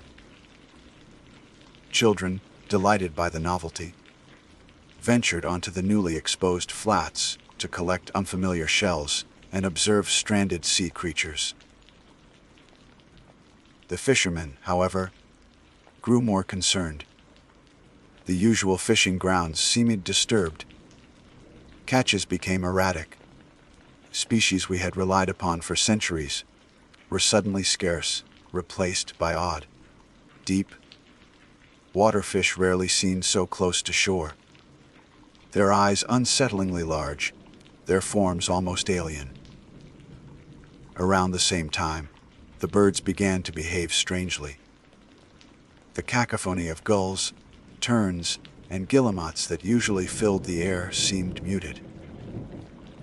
Flocks would circle erratically, often far out to sea, as if disoriented one evening, as I was taking my customary constitutional along the cliff path.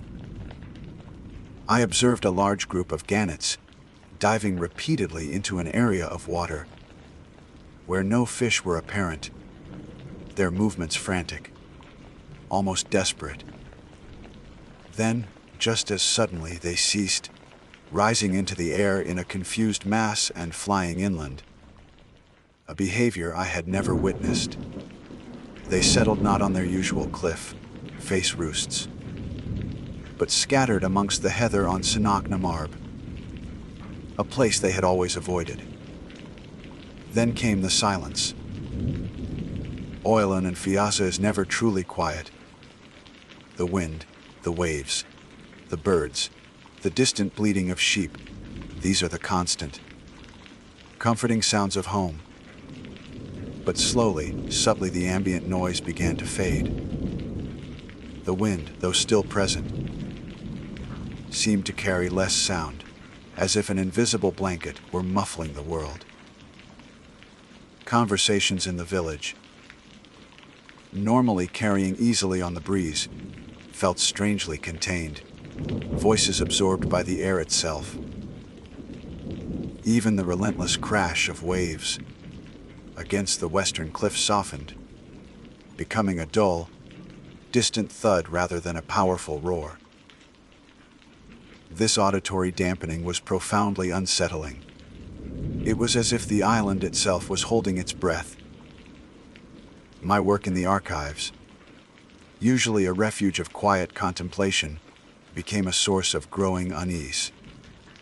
The ancient texts, written in the careful script of my predecessors, had always spoken of the island's constancy, its enduring nature. There were accounts of fierce storms, of harsh winters, of occasional sickness, but nothing that described the kind of fundamental, environmental shift we were now experiencing. I searched for parallels, for any record of similar tidal anomalies or unusual animal behavior. I found nothing. The silence in the library, once a welcome companion to my studies, now felt heavy, pregnant with unspoken questions. The scent of old paper and binding glue, usually so familiar, seemed to carry a faint, underlying metallic tang, a smell I couldn't quite place, like ozone before a storm, but persistent and pervasive. The villagers, a stoic and practical people, tried to rationalize these occurrences. Perhaps it was a distant underwater earthquake, altering the seabed, some said. Others blamed unusual weather patterns, far out in the Atlantic.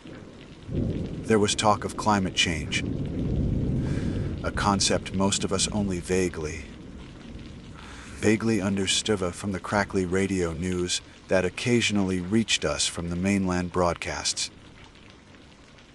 But deep down, a current of anxiety began to flow through the community. The easy camaraderie of village gatherings was replaced by hushed conversations and worried glances. The children, more sensitive perhaps to the subtle shifts in atmosphere, became more subdued, their laughter less frequent. The most disturbing incident, for me personally, occurred about 3 weeks ago. I was verifying some of the older parish records, cross-referencing birth and death dates. It was late. The oil lamp on my desk casting a pool of warm white in the otherwise encroaching darkness of the archive. As I leaned over a particularly fragile ledger from the early 18th century, I noticed something that made my blood run cold. A new entry. There, at the bottom of a page filled with the spidery handwriting of my ancestor, Ewing Finch, was a line written in fresh, stark black ink. The script was an uncanny imitation of Ewing's style, yet discernibly, chillingly, new. It read, "The sea remembers what the land has forgotten. I am not a man prone to flights of fancy. My life has been dedicated to facts, to verifiable history." But there was no rational explanation. The ledger had been in my sole possession, for weeks stored securely within the archives. No one else had access. The ink was undeniably modern, yet the placement and style were designed to mimic antiquity. It was a deliberate, impossible intrusion into the historical record. I sat there for a long time, the silence of the library pressing in on me, the strange metallic scent stronger than ever. The words themselves were cryptic, unsettling, but it was the sheer impossibility of their appearance that shook me to my core. It was the first undeniable sign that something was not just changing on oil and in fusa, but that something was actively, malevolently wrong. And I, Alastair Finch, the keeper of our island's knowledge, had no answers, only a growing, gnawing dread. The tranquility of my home had been fractured, and I feared this was only the beginning. The discovery of that anomalous entry in my ancestor's ledger marked a distinct turning point in my perception of the events unfolding on oil and Fisa. Prior to that moment, I had managed, with varying degrees of success, to cling to the possibility of rational explanations. The shifting tides, the altered animal behavior, even the pervasive, unsettling silence these could, perhaps, be attributed to some as yet unidentified natural phenomenon, a complex interplay of geological and meteorological factors beyond our immediate comprehension. But the freshly inked sentence, so perfectly mimicking a century's old script and undeniably modern in its physical manifestation, shattered that fragile edifice of logic. It was a direct, almost personal, intrusion. A deliberate manipulation of the very records I was sworn to protect. My immediate reaction was one of profound disbelief, swiftly followed by a cold wave of fear. I examined the ledger minutely, my hands trembling slightly under the lamplight. I ran my finger over the ink. It was dry, of course, but it lacked the faded, slightly raised quality of the older script surrounding it.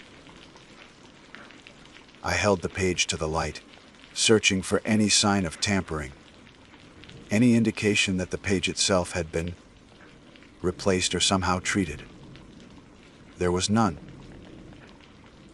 It was as if the words had simply willed themselves into existence, a spectral pronouncement from an unknown agency. The metallic tang in the air, which I had almost become accustomed to, seemed to sharpen, prickling my nostrils with an acrid intensity that made my eyes water.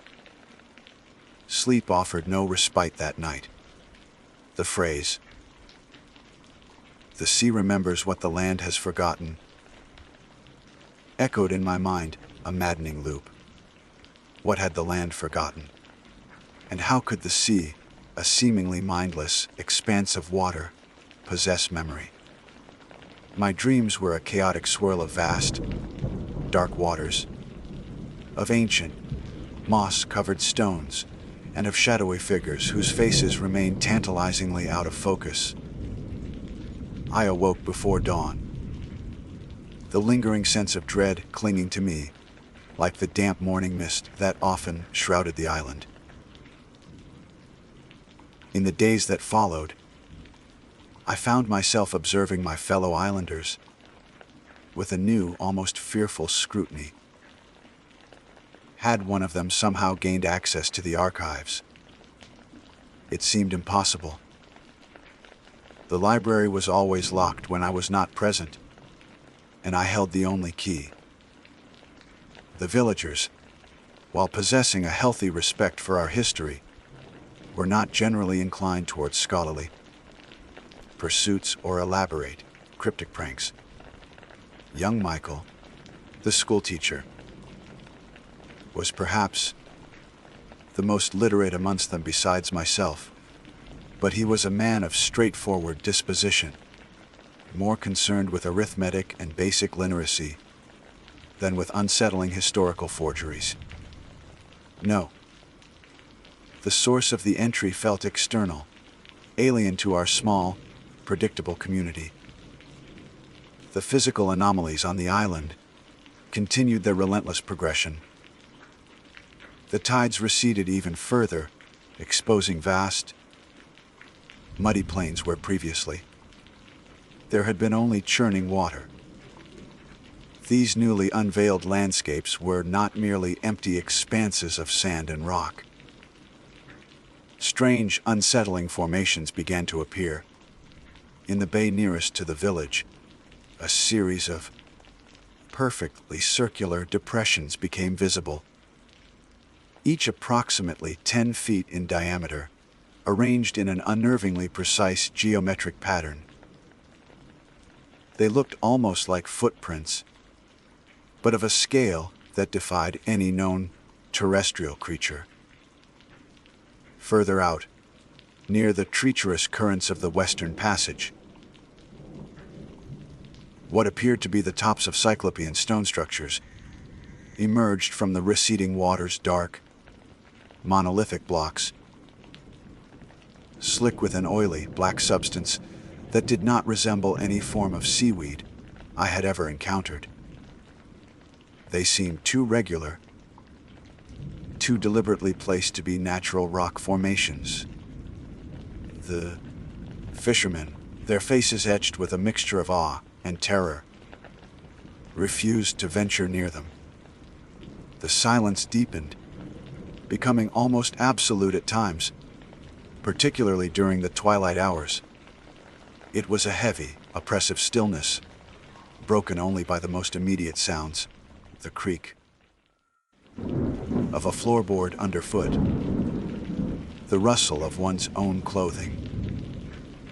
The cries of the seabirds had now vanished entirely. Their absence left a gaping void in the island's soundscape, a constant, unnerving reminder that the natural order had been grotesquely disturbed. Occasionally, this profound quiet would be punctuated by new, inexplicable noises.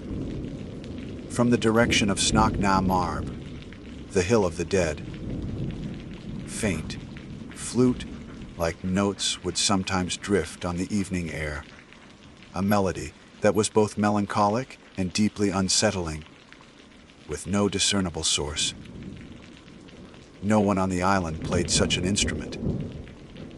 Old Alara, who lived closest to the hill, claimed to hear soft chanting on moonless nights, whispers in a language she did not recognize, though she swore it was not the Gaelic of our ancestors.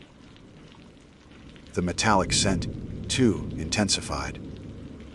It was no longer confined to the archives, but seemed to pervade the entire island. Particularly noticeable, near the newly exposed tidal flats and the strange structures emerging from the sea. It was strongest after the lowest tides, a sharp chemical odor that burned the back of the throat and left a lingering, unpleasant taste. Some islanders began to complain of persistent headaches, of a strange lethargy, and of vivid, disturbing dreams. Young Thomas, the blacksmith's son, a robust lad of 16, developed a peculiar rash on his after getting too close to one of the circular depressions on the mudflats. Angry red welts that wept a clear, viscous fluid. Dr. Ainsworth, our retired mainland physician, who had chosen Iolon and Fiazza for his quiet retirement, was baffled. His limited medical supplies offering little relief. The community, once so tightly knit, began to fray at the edges. Fear is a corrosive agent. The initial attempts at rationalization gave way to hushed speculation, then to open anxiety, and finally, in some quarters, to a nascent panic. Tempers grew short. Long-standing friendships were strained by disagreements, for the nature of the threat, and the appropriate response, or lack thereof. Some argued for attempting to contact the mainland, to send a boat despite the treacherous currents and the fact that the ferry was not due for another 2 months.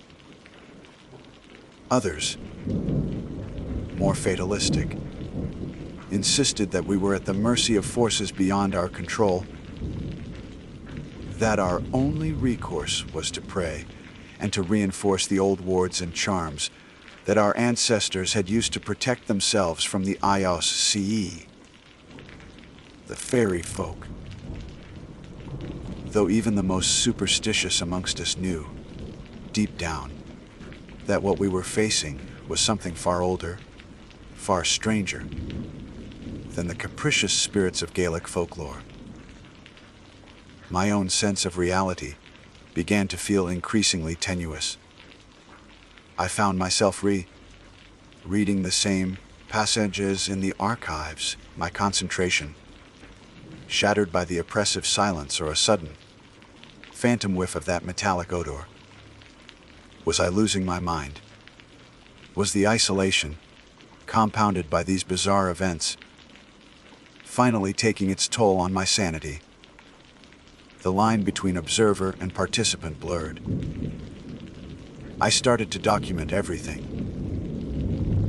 not just in my official capacity as archivist, but in a private journal, scribbling down every anomaly, every shift in the environment, every strange utterance from the villagers. It was a desperate attempt to impose order on a world that was rapidly descending into chaos, to anchor myself to some semblance of objective truth. One evening, driven by a compulsion I could neither understand nor resist, I decided to visit the ancient cairns on Snock, Numarb. It was an act that went against a lifetime of ingrained reverence and avoidance. The sun was setting, casting long, distorted shadows across the heath. The air was unnaturally still, and the flute, like melody I had heard from a distance, was now clearer, though still eerily disembodied, seeming to emanate from the very stones around me. As I approached the largest of the burial mounds, a great, grass-covered tumulus reputed to be the resting place of the island's first king, I noticed something new. Carved into the weathered gray stone of the entrance lintel, almost obscured by lichen, was a symbol I had never seen before. It was not part of the familiar lexicon of ancient spirals and chevrons found on other Neolithic sites. This was different. A complex, star-like sigil with 7 jagged points, each terminating in a smaller eye-like circle. It looked disturbingly like the patterns the gannets had made in their frantic, pointless diving weeks before. As I reached out to trace its outline, the metallic scent surged, almost overpowering, accompanied by a wave of intense nausea and a sudden, inexplicable feeling of profound dread, of being watched by something ancient and malevolent. The ground beneath my feet seemed to hum, a low, vibrational thrum that resonated deep within my bones.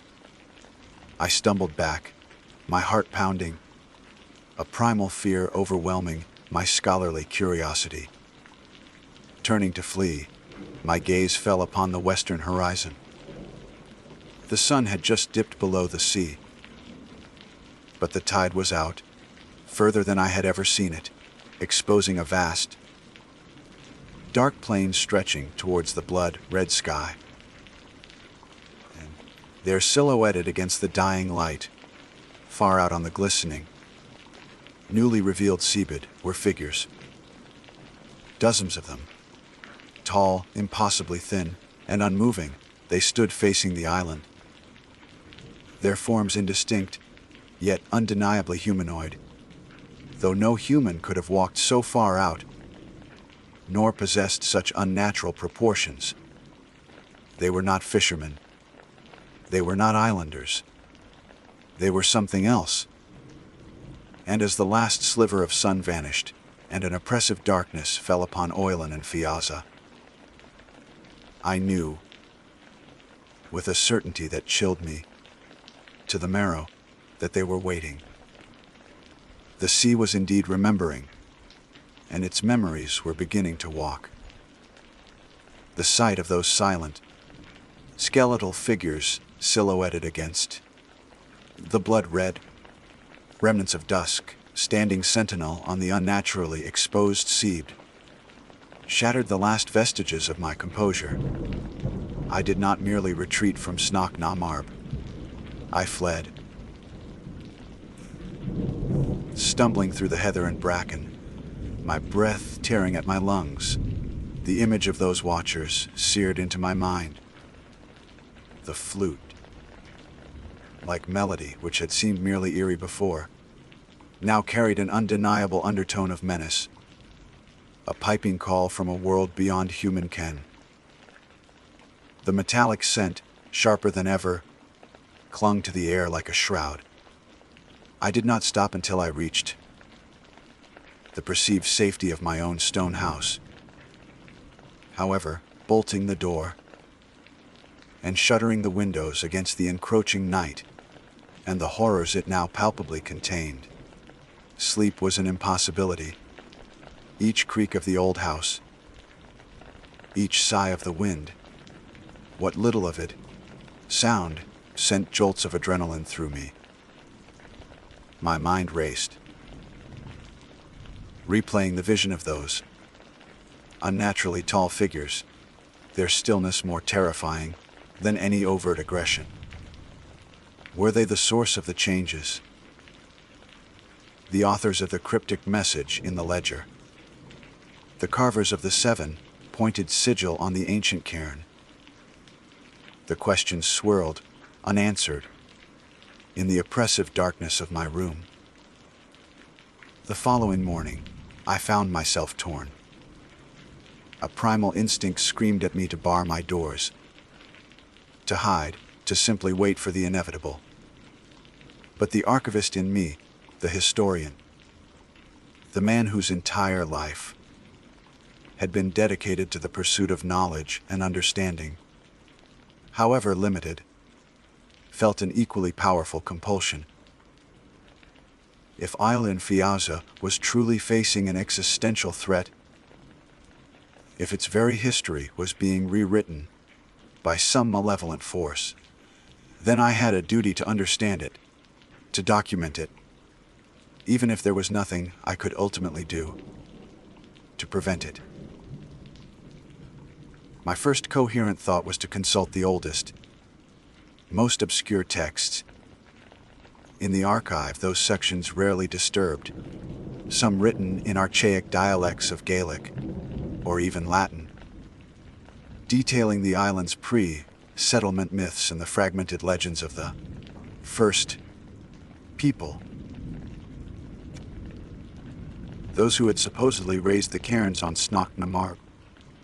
For generations, these texts had been treated more as curiosities than as genuine historical records, filled with fantastical tales of sea-creature gods and pacts made with entities from beneath the waves. My predecessors had often dismissed them as the fanciful imaginings of isolated minds. Now I wasn't so sure. I delved into leather-bound volumes whose pages crackled with age, their ink faded and brittle. For days, I barely ate or slept, fueled by a desperate, nervous energy. The silence in the archive was a suffocating weight, the metallic odor a constant, unwelcome companion. It was in a particularly fragile manuscript, bound in what looked like treated fish, skin and penned by a reclusive scholar, monk from the 14th century, Brother Osen, that I found the first chilling resonance with our current predicament. Osen wrote of cyclical events, of periods when the veil between worlds thins, and the old ones who sleep in the lightless deep stir in their eon-long slumber. He described how the tides would recede beyond all memory, exposing the sunken causeways of their accursed city, and how their servitors, the silent watchers, would walk the barren strands, their gaze fixed upon the land of men, awaiting the summons of their masters. He even included a crude, yet unmistakable, drawing of a 7-pointed star, labeling it the Key of the Deeps. A sigil said, to weaken the barriers between their realm and ours. The monk wrote of a song that lulls the world to silence, and a scent of bygone stars that heralded their approach. My blood turned to ice. The flute, like melody, the pervasive metallic smell, the impossible tides, the figures, it was all there, described with chilling accuracy centuries ago. Brother Osen's text spoke of rituals, of sacrifices made by the first people to appease these entities, to keep them dormant. He hinted that the cairns on Snoch-na-Marg were not merely tombs, but also seals, designed to hold back an influence that emanated from beneath the island itself, from subterranean chambers connected to the abyssal depths. The knowledge of Oilen and Fiazza, our island's namesake, was not the benign wisdom of scholars, but a darker, more terrifying understanding of these cosmic horrors and the fragile truces that kept them at bay. Armed, or perhaps burdened, with this terrifying new context, I felt compelled to investigate the physical manifestations more closely. However, we soon discovered why.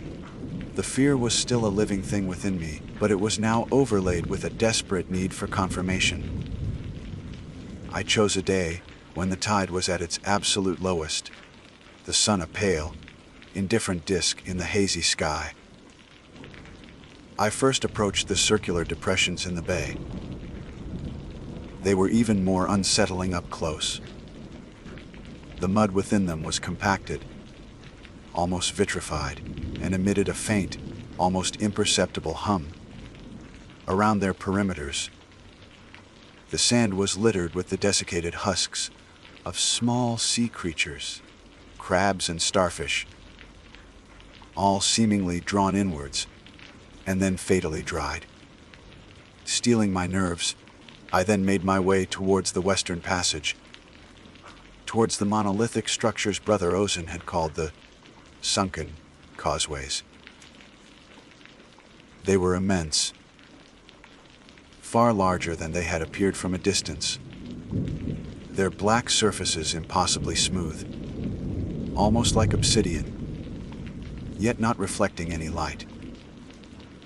The oily substance I had noted earlier coated them thickly, and the metallic smell here was so potent it made me gag. As I drew closer to one of the colossal blocks, I saw that its surface was not entirely featureless. Faint lines were etched into it, forming intricate, labyrinthine patterns that seemed to shift and rearrange themselves if I stared too long, an optical illusion that induced a profound sense of vertigo. And there, carved deeply into the base of the monolith, just above the waterline of the receding tide, was the 7-pointed sigil. Its presence there, on these undeniably ancient structures, confirmed Osen's writings in the most horrifying way imaginable. These were not natural formations. This was architecture of a kind alien to any human civilization. As I stood there, mesmerized and appalled, I heard a sound, a soft, dragging, sucking noise coming from further out on the exposed seabed, from the direction where I had seen the figures. My heart leaped into my throat. I could not see them clearly through the shimmering haze that now seemed to emanate from the strange monoliths, but I sensed movement. The islanders, meanwhile, were succumbing to a creeping despair. The initial fear had morphed into a kind of resigned terror. Dr. Ainsworth's headaches had worsened, and he spoke of seeing shimmering lights at the periphery of his vision. Young Thomas's rash had spread, his skin taking on a strange, grayish pallor. Several of the older fishermen simply refused to leave their cottages, sitting in darkened rooms, muttering prayers. Elara, who lived near Sinok Namar, was found one morning wandering in a daze, speaking incoherently of beautiful, silent songs and the city under the waves. Her eyes had a distant, unfocused look, and she no longer recognized her own kin. The fabric of our community was unraveling with terrifying speed. My most harrowing discovery, however, was yet to come. Following a passage in manuscript, hidden chamber beneath the steward's keep, referring to the ancient name for the land upon which my own house, the archive, was built, I began a frantic search of my own cellar. It was a place I rarely visited, damp and filled with discarded remnants of previous generations. Behind a stack of rotting fishing nets and old, broken lobster pots, I found a section of the stone wall that seemed subtly different, the mortar newer, less weathered. With a crowbar and trembling hands, I prized away the stones. Beyond lay not solid earth, but a narrow, descending passage, its air thick with a metallic scent and an unnerving, cold stillness. My oil lamp cast flickering shadows as I descended into the bowels of the island. The passage opened into a small, circular chamber, its walls covered in the same shifting, labyrinthine carvings I had seen on the monoliths. In the center of the room stood a stone pedestal, and upon it, an open book, not of paper, but of thin, hammered sheets of a dark, unidentifiable metal. The script within was unlike anything I had ever seen, a series of complex, interlocking sigils and geometric shapes, yet interspersed with disturbingly familiar seven-pointed stars. But it was not the book itself that seized me with ultimate terror. It was what lay beside it. A fresh quill, still wet with glistening black ink, the same ink I had seen in my ancestor Ewing Finch's ledger. And next to it, a small, porcelain pot, also containing the fresh ink. As I stared, a single drop of moisture condensed on the cold stone ceiling above and fell directly into the ink pot, sending a small ripple across its dark surface.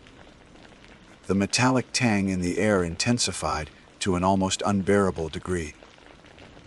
Then, with a sickening lurch of understanding, I realized this was not merely an archive of past horrors. It was an active place of inscription. Someone, or something, was still writing. And the message in the ledger, "The sea remembers what the land has forgotten," was not just a relic of the past, but a continuing, unfolding prophecy, perhaps even an invitation. A soft sound from the passage behind me made me whirl around. My lamp held high. The light glinted off something pale and tall, partially obscured by the shadows at the entrance to the chamber.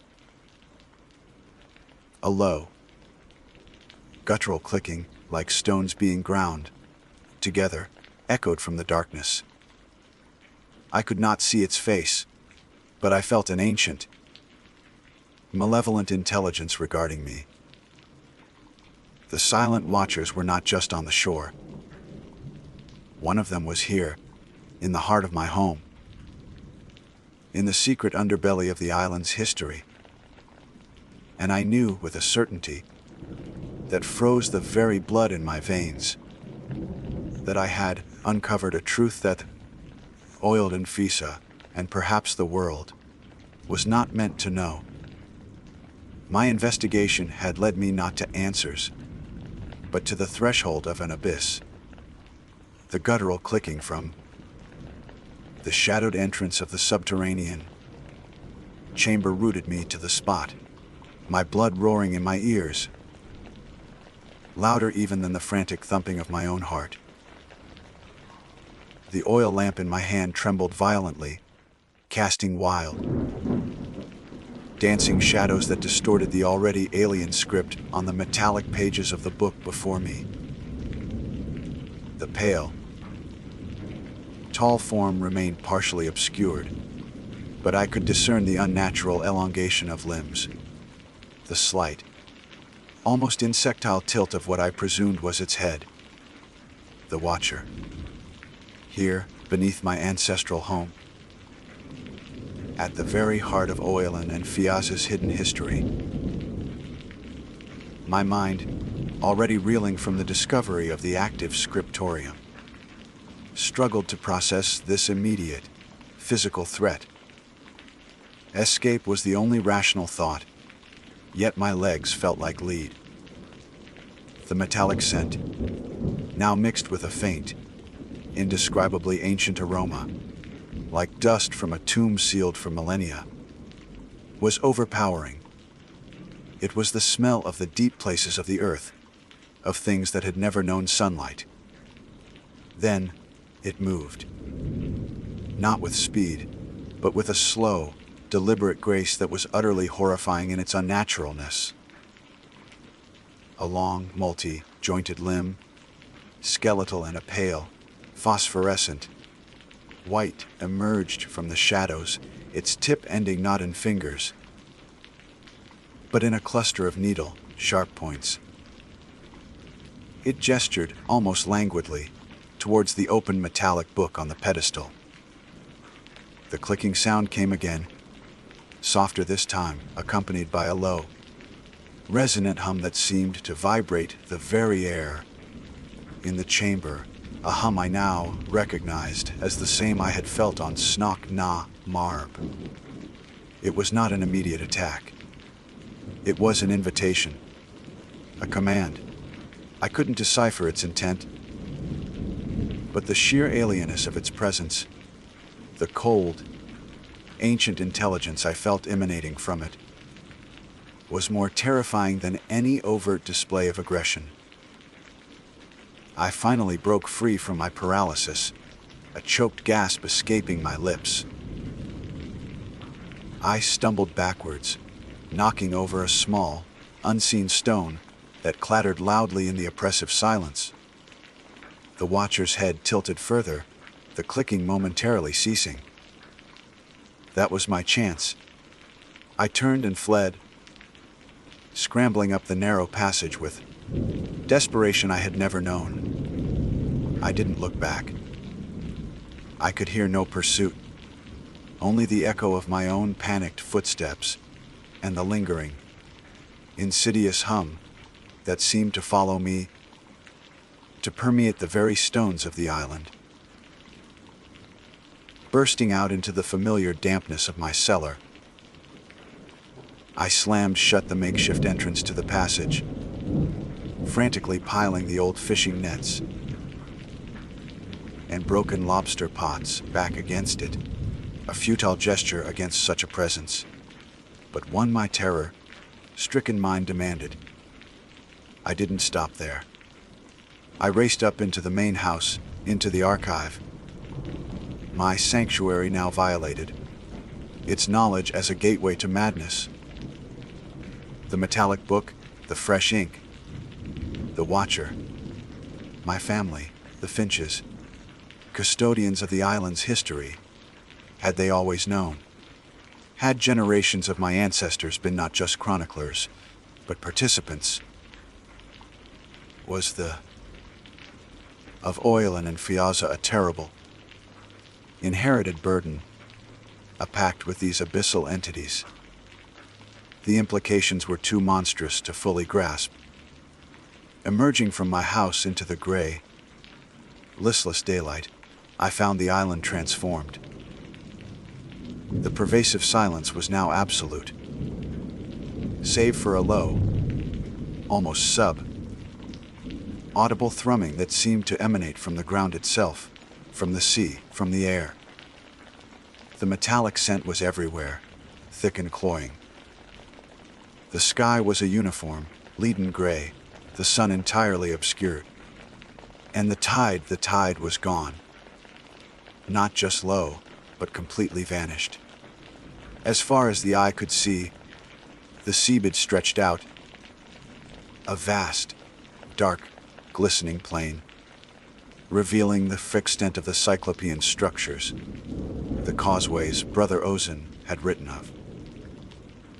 They formed a network, a series of massive, interlocking roads and platforms that led from the horizon towards the island, culminating directly beneath the cliffs of Island and Fiuza.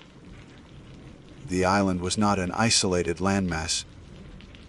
It was the pinnacle of some colossal, submerged mountain, itself part of a larger, unthinkably ancient, and now awakening, undersea city. The figures I had seen on the shore were no longer distant silhouettes. There were hundreds, perhaps thousands of them, standing motionless on those black causeways. Their tall, pale forms stark against the dark seabed.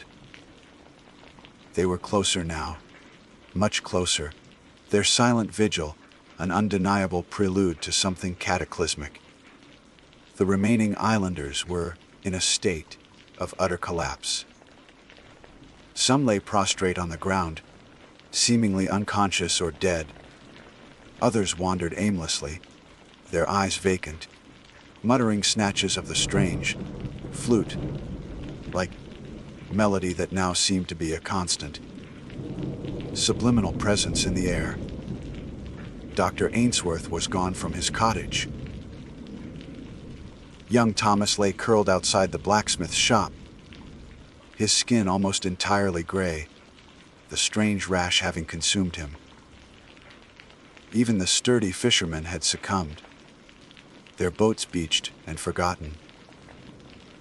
Old Alara sat by the village well, smiling serenely, her eyes fixed on the exposed seabed, humming the alien tune. She looked up as I passed, her gaze unrecognizing, and whispered, "They are coming home. The sea gives back what it has kept." Brother Osen's manuscript had spoken of a final sign. When the heart of city is bared to the sky, and the silent watchers line the paths of their return, then will the great gate open, and the old ones shall reclaim their dominion. The heart of the city, was that what lay beneath the island? Were the cairns on Sinach na Marb not just seals, but markers for this gate? Driven by a final, desperate surge of agency, or perhaps madness, I knew I had to reach the Hill of the Dead. If there was any truth to the ancient monks' writings, if the cairns were indeed some kind of lock or ward, then perhaps there was something there, some clue, some way to reverse what was happening, however improbable. The climb up Snach na Marb was surreal.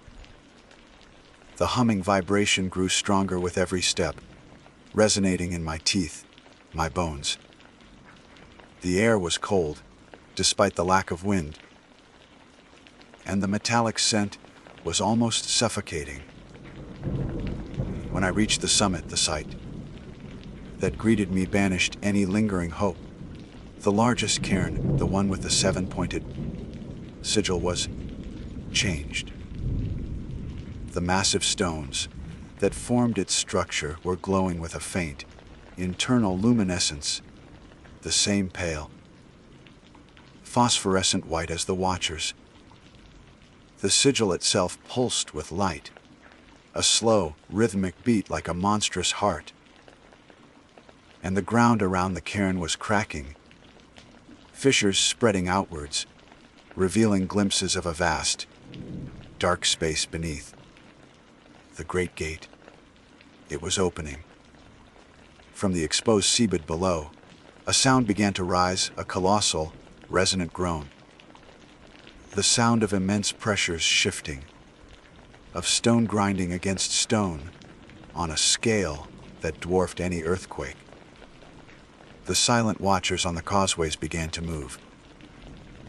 Not towards the island, but turning, all as one, to face a point far out on the horizon, a point from which an even deeper darkness was now approaching. A darkness that was not mere absence of light, but a tangible presence, a vast shadow rising from the deepest trenches of the Atlantic. I stood there, atop Snach na Marb, the last sane man on Oilen and Firza, a helpless witness to an apocalypse centuries in the making. The knowledge I had sought, the history I had revered, it was all a lie, a veil over an unthinkable truth. Our island was not a sanctuary, but a beacon, a doorway. My ancestors had not been its guardians, but its gatekeepers, perhaps even its worshippers. The book in the chamber beneath my house was not just a record. It was a work in progress, a chronicle of the old ones, inevitable return, perhaps even a summoning. The fresh ink was it for the next entry, an entry describing their final triumph. The last thing I remember clearly is the sky above that rising darkness splitting open, not with light, but with a vortex of impossible, swirling colors, a tear in the fabric of reality. The humming intensified to a deafening roar, and the flute, like melody, became a symphony of madness. A chorus welcoming the entities that were now emerging from the depths, shapes that defied geometry, forms that shimmered and changed, vast beyond comprehension. I don't know how long I have been here, in the archive, scribbling these last words. The metallic book from the chamber below now lies open on my desk. Its pages are turning slowly, as if an unseen hand is guiding them, revealing new, intricate sigils that burn themselves onto the metal. The inkpot beside it is still full, still glistening. The watcher, or perhaps another of its kind, stands in the doorway, its pale form indistinct in the dim, unnatural light that now filters through the windows. It makes no move towards me. It simply waits. The ferry will not be coming. The outside world, if it still exists, will not know our fate. Island and Fiasser is lost, swallowed by a truth older than time. The sea has indeed remembered what the land had forgotten, and we, its inhabitants, are now part of that terrible memory. Something is terribly wrong here. No, not just wrong. Something has arrived. The silence is complete now, save for the faint scratching of my quill on this paper and the soft, expectant clicking from the doorway. I think it is waiting for me to make the final entry. I am Alistair Finch, the last archivist of a dead world, and the knowledge I now possess is that we were never truly alone. We were merely overdue. My name is Jack Carter. Well, that's the name I'm using now. The name I was born with got tangled up in bad debts, worse decisions, and the kind of trouble that makes a man look for the furthest possible corner of the map to crawl into. Alaska seemed like a good bet. Big, empty, and cold enough to freeze out the past. Or so I hoped. Scrolling through obscure job boards in the dead of night, fueled by cheap whiskey and desperation, I stumbled upon it. An ad so blunt it felt like a derrick. Bartender wanted. Port Misery, Alaska. High pay. Accommodation provided. No experience necessary. Must be willing to follow specific house rules. Serious inquiries only. Port Misery. The name itself should have been a red flag the size of a barn door, painted blood red. But the high part screamed louder than my dwindling survival instinct. Accommodation provided meant I wouldn't freeze to death immediately. No experience necessary was a godsend, considering my only real qualification was being able pour a drink without spilling too much, while simultaneously trying to forget my own problems. The specific house rules bit, I brushed it off. Every place has its quirks, right? Probably meant stuff like don't overpour the regulars or mop the floor before closing. Standard stuff. How wrong I was. I sent off a quick email, expecting nothing. To my surprise, I got a reply within the hour. Terse, functional. Silas Kincaid. Owner, the Bitter Chill Tavern. Need someone reliable. When can you start? No interview, no background check, another red flag I cheerfully ignored. We exchanged a few more emails. He arranged the travel, a series of flights that felt like descending into progressively smaller, more isolated circles of hell.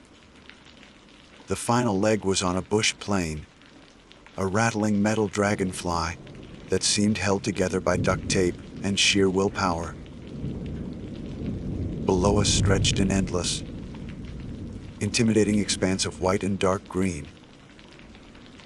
Snow-choked forests, frozen rivers carving gray scars across the land, mountains looming like jagged teeth on the horizon. There was nothing else. No roads, no towns, just wilderness that felt ancient and utterly indifferent to human existence. The pilot, a leathery man with eyes that seemed to have seen too much emptiness, didn't say much. When I asked about Port Misery, he just grunted. "End of the line, son. Hope you know what you're getting into." We landed on a gravel strip scraped clean of snow, the landing gear groaning in protest. Stepping out of the plane was like stepping into a freezer. The air was so cold it hurt to breathe, stinging my nostrils and lungs. A biting wind whipped snow devils across the runway. And there, huddled against the oppressive backdrop of the wilderness, was Port Misery. It wasn't a town so much as a collection of weathered buildings clinging stubbornly to a patch of semi-frozen ground near a dark, choppy inlet of water. Maybe 50 or 60 structures in total, mostly prefabricated boxes or log cabins, stained dark by time and weather. Snow piled high against their walls and drifting onto their roofs. Smoke curled from a few chimneys, thin gray tendrils against the heavy, overcast sky. There was a silence about the place that was profound, deeper than just the absence of traffic noise. It was the quiet of isolation, of being utterly cut off. Discovered why. The few people I could see moving between buildings were bundled up so heavily. They were just anonymous shapes against the snow. No one looked up as the plane landed. No one seemed to notice. A figure detached itself from the shadow of a long building near the airstrip and trudged towards me. He was tall, broad-shouldered, wearing a thick parka, his face mostly hidden by a fur-lined hood and a thick, gray beard frosted with ice. When he got closer, I saw a face carved from granite, etched with lines that spoke of harsh winters and long nights. His eyes, a pale, washed-out blue, were sharp and missed nothing. Jack Carter. His voice was a low rumble, like rocks grinding together. "Yeah, you must be Silas. A. Kincaid." He didn't offer a hand, just gave a curt nod. "Cabins this way. Taverns attached." He led me towards the largest building near the center of the cluster, the one I'd seen him emerge from. A simple wooden sign, bleached by the elements and barely legible, hung above the door.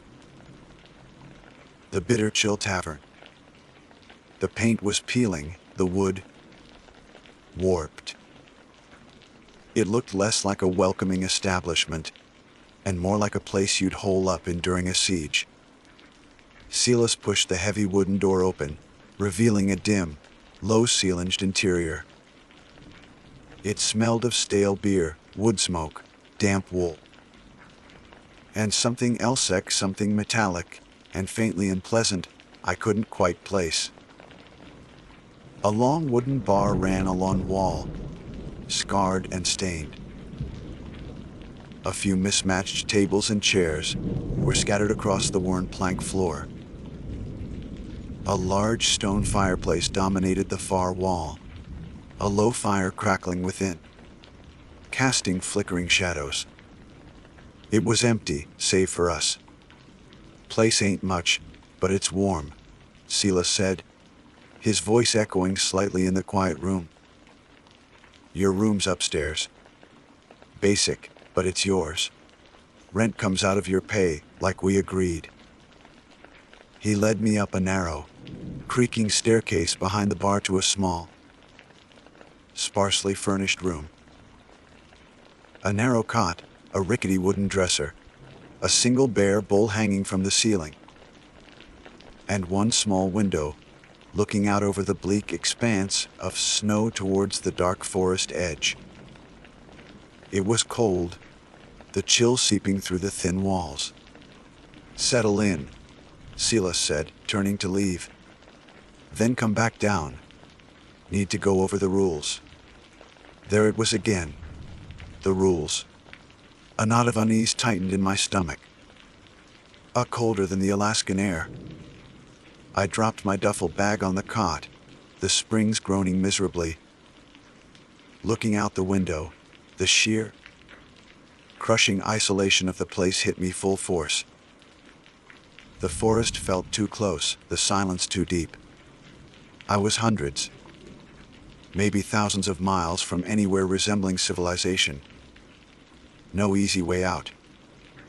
Shaking off the feeling, I headed back downstairs. Silas was waiting, seated at one off wrists, one of the tables, a steaming mug in his hands. He gestured for me to sit opposite him. "All right, Carter," he began, his pale eyes fixing on mine. "Port Misery. It's different. Folks here keep to themselves. Things work a certain way. You want to earn your keep and stay out of trouble. You listen close and you do exactly as I say. No questions, no arguments. Understand?" I nodded, my mouth suddenly dry. "Understood." He leaned forward slightly, his voice dropping lower. "These aren't suggestions. They're not guidelines. They're rules. You break him, and I can't help you. Nobody can." He paused, letting the weight of his words sink in. The fire crackled, the only sound besides his rough voice. "Rule number 1, he said, holding up a thick finger. "The bar closes at 11:57 a.m., not 1:58. Not 200. 1:57 sharp. Lights out, door locked. Bolt slid home. Doesn't matter who's here. Doesn't matter if they're begging for one more. At 157, everyone is out, and the door is locked." Got it. The specificity was jarring. Why got it 157? "Rule number 2. He held up a second finger. "After midnight. If you hear whistling outside, don't matter what tune. Could be something you know, something you like. You ignore it. Stay away from the windows. Don't open the door. Pretend you hear nothing. If it gets loud, stuff your ears. It ain't for you." His eyes flickered towards the windows, a shadow passing over his face. My skin prickled. "Whistling. Just ignore it," he repeated firmly. "Rule number 3, we get a particular regular. Comes in maybe once, twice a week. Tall fella. Always wears the same dark green parka, hood pulled way down, even inside. You won't see his face much. He never talks. He'll just stand at the bar and point. He'll point to the top shelf, the expensive Islay Scotch. You pour him one shot. Exactly one. Neat. No ice. No water." Pause, leaning closer. "He'll pay with a silver dollar. Old, one, worn smooth. Don't put it in the till. There's a separate clay jar under the counter. Back left. Put his coin in there. Don't make small talk. Don't stare at him. Don't look him directly in the eye if you can help it. Pour the drink. Take the coin. Put it in the jar. That's it. Minimal interaction. A specific customer, a specific drink, a specific payment method kept separate." This was getting weirder by the second. "Oh, tall guy, parka, points, one shot, silver dollar in the clay jar. Good. Rule number 4. Silas pointed towards the back bar where an assortment of bottles stood gathering dust. Among them, hanging from a small hook, was a tarnished silver bell, the kind you might see on an old hotel counter. That bell. You don't touch it. Don't polish it. Don't let any customer ring it. No matter how drunk or curious they get, it stays put. If that bell rings on its own accord, you drop whatever you're doing, you lock that front door, and you come find me. Day or night, don't hesitate. Understand, my heart was starting to beat faster. It rings. By itself. Silas just stared at me, his expression grim. Just hope it doesn't. Rule number 5. The old cannery down by the inlet. The ruined one, falling apart. Stay away from it. Don't go poking around down there, especially not when the fog rolls in off the water, which it does, thick as soup sometimes. Locals don't go near it. You shouldn't either. There's nothing there for you. Fog, ruins, a forbidden zone. Classic. Right. Stay away from the old cannery. Finally, rule number 6. He seemed almost reluctant to say this one. Every Tuesday night, just before you lock up after you've kicked everyone out, at 157, pour a small glass of fresh milk. Leave it on the windowsill of the back porch, just outside the kitchen door. Doesn't matter if it's freezing, doesn't matter if it snows. Just leave the glass of milk. Milk. I blinked. Of all the bizarre instructions, this seemed the most mundane, yet somehow the most unsettling. Why? Silas sighed, a long, weary sound. He ran a hand over his beard. Don't ask why, Carter. There's no good answers to why in Port Misery. There's just the way things are. The way they have to be done to keep things quiet. You follow these rules to the letter. You'll collect your pay, and maybe you'll be okay. You start thinking you know better, you get curious, you cut corners. He trailed off, shaking his head slowly. Just don't. He stood up, the chair scraping harshly on the floorboards. That's it. Your shift starts tomorrow evening, 6 p.m. till close. Familiarize yourself with the stock. Keep the place tidy. And remember the rules. He left me there at the table, the list swirling in my head. 157 a.m. curfew. Ignore the whistling. The silent man with the silver dollar. The untouched bell. The forbidden cannery. The glass of milk on Tuesday. It was insane.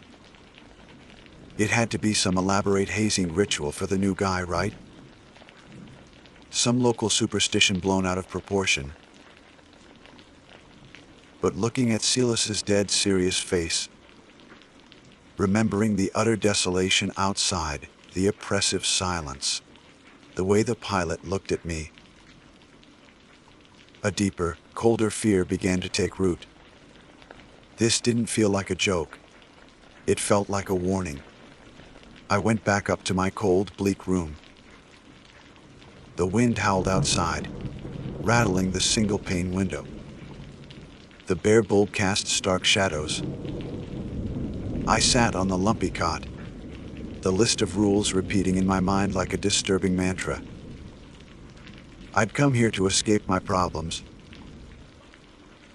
looking for a paycheck and anonymity at the edge of the world, staring out at the darkening landscape, the endless snow, swallowing the last of the daylight. I had the sudden, chilling thought that maybe I hadn't escaped anything at all. Maybe I had just traded one cut of trouble for another, far stranger, and far more dangerous kind. The first night in Port Misery stretched before me, long and unnervingly quiet, filled only with the sound of the wind and the weight of those inexplicable rules. My shift hadn't even started yet, but I already had a terrible feeling about the bitter, chill tavern and the secrets hidden in this frozen, forgotten town. My first week at the Bitter Chill Tavern passed in a blur of biting cold, long hours, and gnawing unease. The work itself was simple enough, pouring drinks, wiping down the perpetually damp bar, listening more than talking. Port Misery didn't exactly have a thriving nightlife. Most evenings, only a handful of patrons would trickle in, seeking refuge from the relentless dark and cold. They were a quiet bunch, mostly fishermen, trappers, or folks working the small, nearby airstrip. Weathered faces, hard hands, eyes that held the same distant, watchful quality I'd seen in Silas. They weren't unfriendly, exactly, but reserved, wary. They'd nod when I served them, maybe offer a curt comment about the weather or the fishing. But mostly they kept to their own tables, nursing their beers or whiskeys in a companionable, if slightly tense silence. They all seemed acutely aware of the rules, especially the closing time. The first few nights as 1:57 a.m. approached, I felt a ridiculous surge of anxiety. Would anyone argue? Would I have to physically eject some drunkard into the freezing night? But it never came to that. Around 1:50 a.m., a subtle shift would occur. Conversations would die down. Patrons would start draining their glasses, pulling on heavy parkas and gloves. By 1:55 a.m., the place would be empty, save for me and the lingering smell of stale boughs and wood smoke. Promptly at 1:57 a.m., I'd switch off the main lights, leaving only a single dim bulb burning over the bar, plunge the heavy bolt across the inside of the front door, and listen to the click echo in the sudden, profound silence. Locking that door felt less like closing up shop and more like sealing a tomb. Standing there alone in the dimly lit tavern, the wind howling outside like a hungry wolf, the isolation felt absolute. Sometimes, I imagined I'd hear Font scratching sounds from the other side of the door moments after I'd locked it. But I told myself it was just the wind, just ice settling, just my frayed nerves playing tricks. Following rule number 1 was easy enough, logistically, but the feeling it left behind, that sense of shutting something out just in time, was deeply unsettling. The first Tuesday arrived, gray and colder than usual. As the last patron shuffled out into the darkness, I found myself standing in the small, cluttered kitchen behind the bar, holding a carton of milk. Rule number 6. It felt absurd. Pouring a small glass of perfectly good milk, carrying it to the rickety back porch door, and setting it on the icy window sill, like a prank I was playing on myself. The wind immediately whipped at the glass, threatening to knock it over. I wedged it slightly behind a loose piece of window trim and quickly retreated inside, locking the back door as well. What was the point? What nocturnal creature in this frozen hellscape drank milk left on a windowsill? I half expected to find it frozen, solid or buried in snowdrift the next morning. When I checked before opening the bar the following evening, the glass was still there, but it was empty. Bone dry. Not tipped over, not shattered, just empty. There were no obvious tracks in the snow around the port, which had seen a fresh dusting overnight. Just an empty glass sitting innocently on the sill. I told myself an Arctic fox or some other scavenger must have somehow gotten to it, just the cold, despite the height of the sill. But the explanation felt thin, unsatisfying.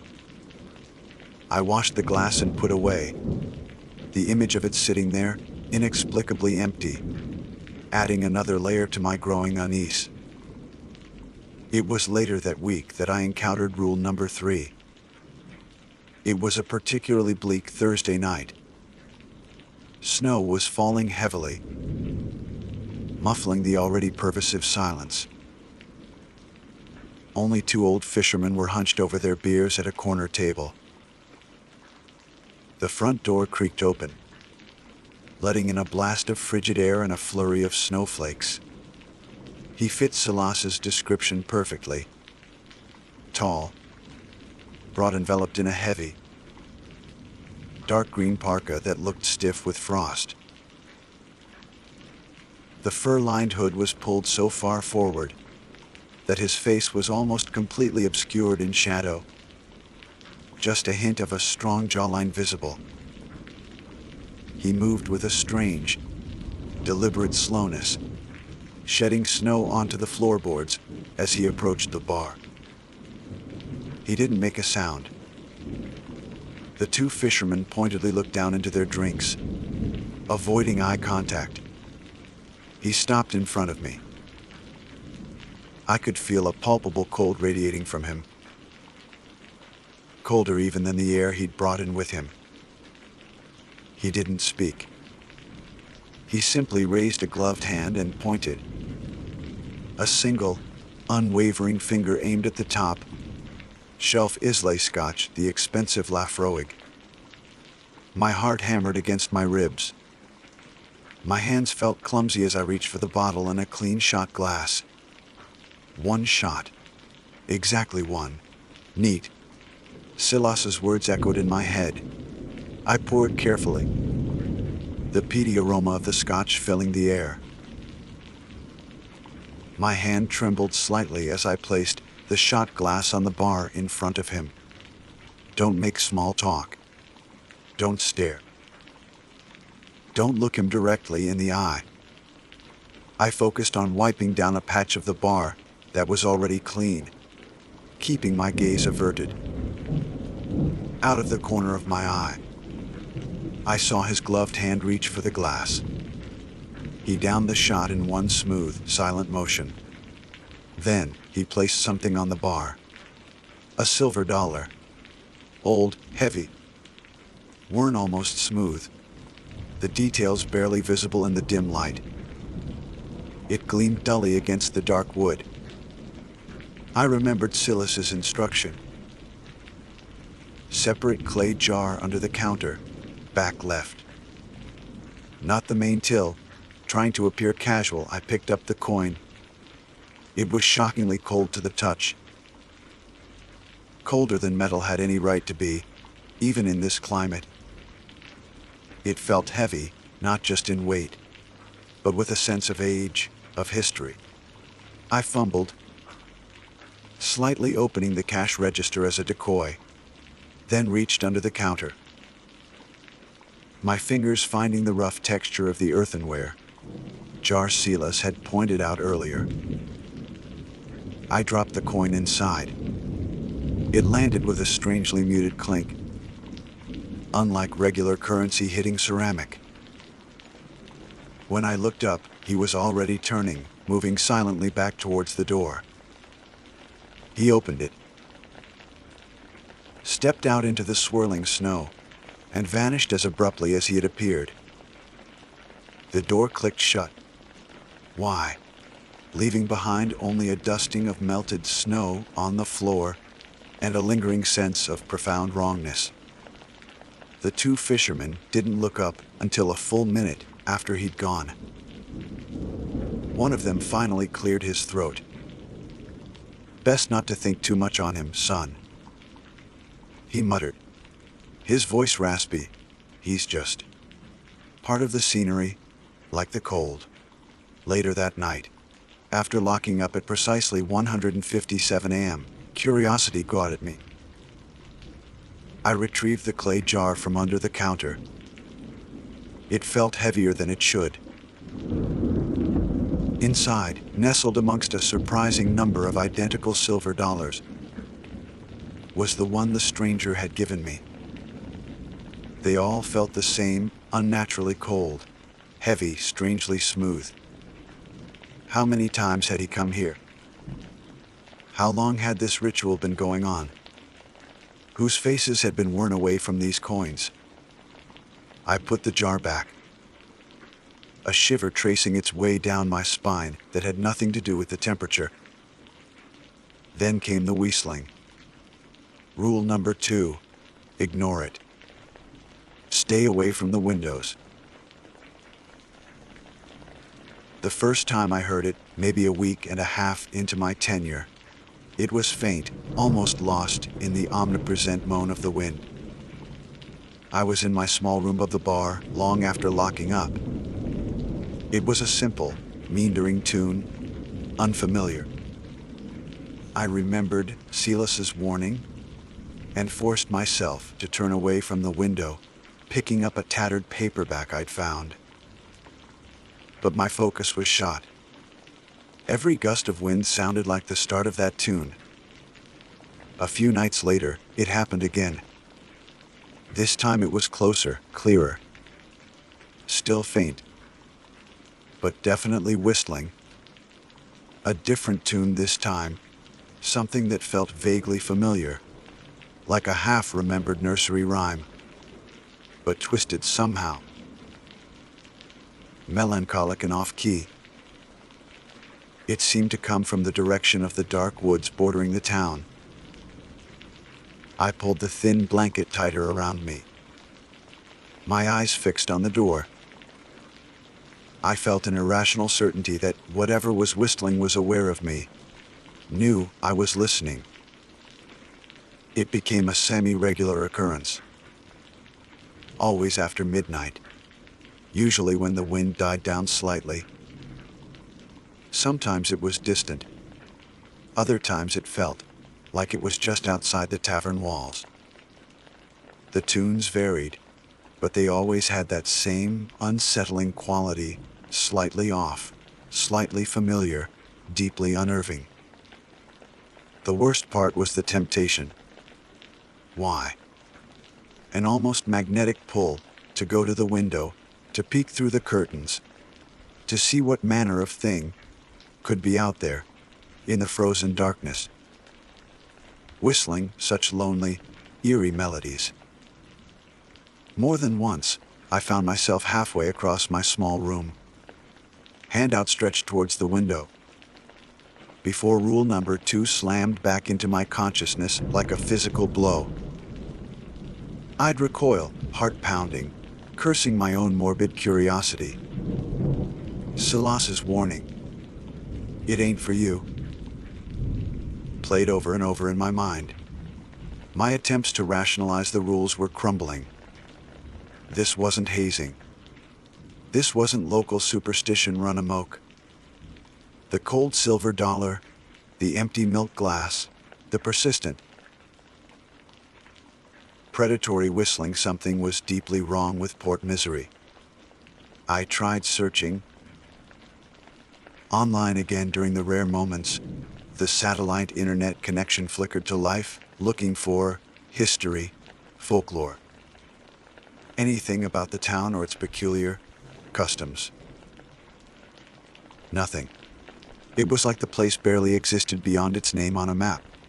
Any search strings involving Port Misery and strange occurrences, or local legends, returned dead ends or generic Alaskan tourist information. One afternoon, gathering the courage fueled by delight, I casually asked one of the quieter regulars, an old-timer named Elias, who mostly carved small wooden figures at his table. About the old cannery. Silas mentioned I should stay clear of the ruins down by the inlet. I said, trying to sound nonchalant. Elias didn't look up from his carving. His knife paused for just a second. Silas is a wise man, he murmured, his voice barely audible over the crackle of the fire. Some places, they hold echoes. Best let them lie, especially when the fog comes. He resumed his carving, signaling the end of the conversation. His simple words, delivered with such quiet finality, were more chilling than a shouted warning. My unease solidified into a constant, low-grade dread. I felt perpetually watched. Jumpy at every creak of the old building, every howl of the wind. Sleep offered little respite, often filled with fragmented dreams of whistling shadows and cold silver coins. One night, the whistling was worse than ever. It wasn't faint or distant. It was right outside my window. The tune was clear now, horribly, achingly familiar, a lullaby my mother used to sing. But it was warped, dragged out. Notes bending sorely like a recording played at the wrong speed. It scraped against my nerves, simultaneously nostalgic and terrifying. It felt personal, targeted. I sat frozen on my cot, hands clamped over my ears, but the sound seemed to seep directly into my skull. The urge to look, to see who or what was producing that horrible, intimate sound, was almost overwhelming. Tears of fear and frustration pricked my eyes. Ignore it. Don't look. I squeezed my eyes shut, repeating Silas's rule like a prayer, until, after what felt like an eternity, the awful, corrupted lullaby finally faded, leaving only the sound of the wind and my own ragged breathing in the oppressive silence of the Alaskan night. I knew then, with chilling certainty, that following the rules wasn't just about keeping my job. It was about survival.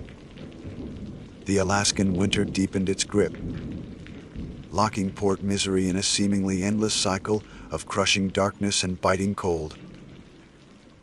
Days were short, dim affairs where the sun was a pale rumor low on the horizon. Nights stretched into near infinity. Time in the tavern warped and blurred, marked only by the slow drip of the tap, the crackle of the fire, the wary faces of the regulars, and the oppressive weight of the rules. My initial unease had metastasized into a constant, thrumming anxiety. Sleep was thin and riddled with nightmares, whistling lullabies turning into shrieks. Bottomless clay jars swallowing silver coins, fog coiling like grasping fingers. I was functioning, yes. Pouring drinks, making change. Locking up at precisely 157 a.m. I left the milk out every Tuesday, finding the glass inexplicably empty each Wednesday morning. I studiously ignored the whistling that sometimes clanged at my window pane, though it now occasionally seemed to whisper my name, the old name. The one I'd run from, making the hairs on my neck stand on end. But beneath the surface of routine, I felt myself fraying. The isolation wasn't just physical anymore. It was sinking into my bones, into my mind. The visits from the silent man in the green parka became slightly more frequent, maybe every 4 or 5 days now. Each encounter left me feeling colder, more drained. I stuck to the scripting, pour the single shot of Islay Scotch, accept the unnaturally cold silver dollar. place it in the clay jar hidden beneath the counter, avoid eye contact. But my morbid curiosity sometimes got the better of me. Once, as I took the coin, my fingers brushed against his glove. The cold wasn't just temperature. It felt like an absence of heat, profound and draining. Another time, I risked a slightly longer glance towards his hooded face as he turned to leave. In the deep shadow beneath the hood, I thought I saw not eyes, but something that glittered faintly, like chips of obsidian or frozen starlight. And the silence around him wasn't just quiet. It was a heavy, pressing void, absorbing the ambient sounds of the tavern. When he left, it was like the air rushed back in to fill a vacuum. The coin jar under the counter felt heavier each time, a growing hoard of cold, dead silver. The whistling, too, grew bolder. One night, it wasn't just my mother's lullaby. It was her voice, or a cruel, perfect imitation of it, humming the tune right outside my door, followed by a soft, questioning Jack. "Are you in there, honey?" My blood ran cold.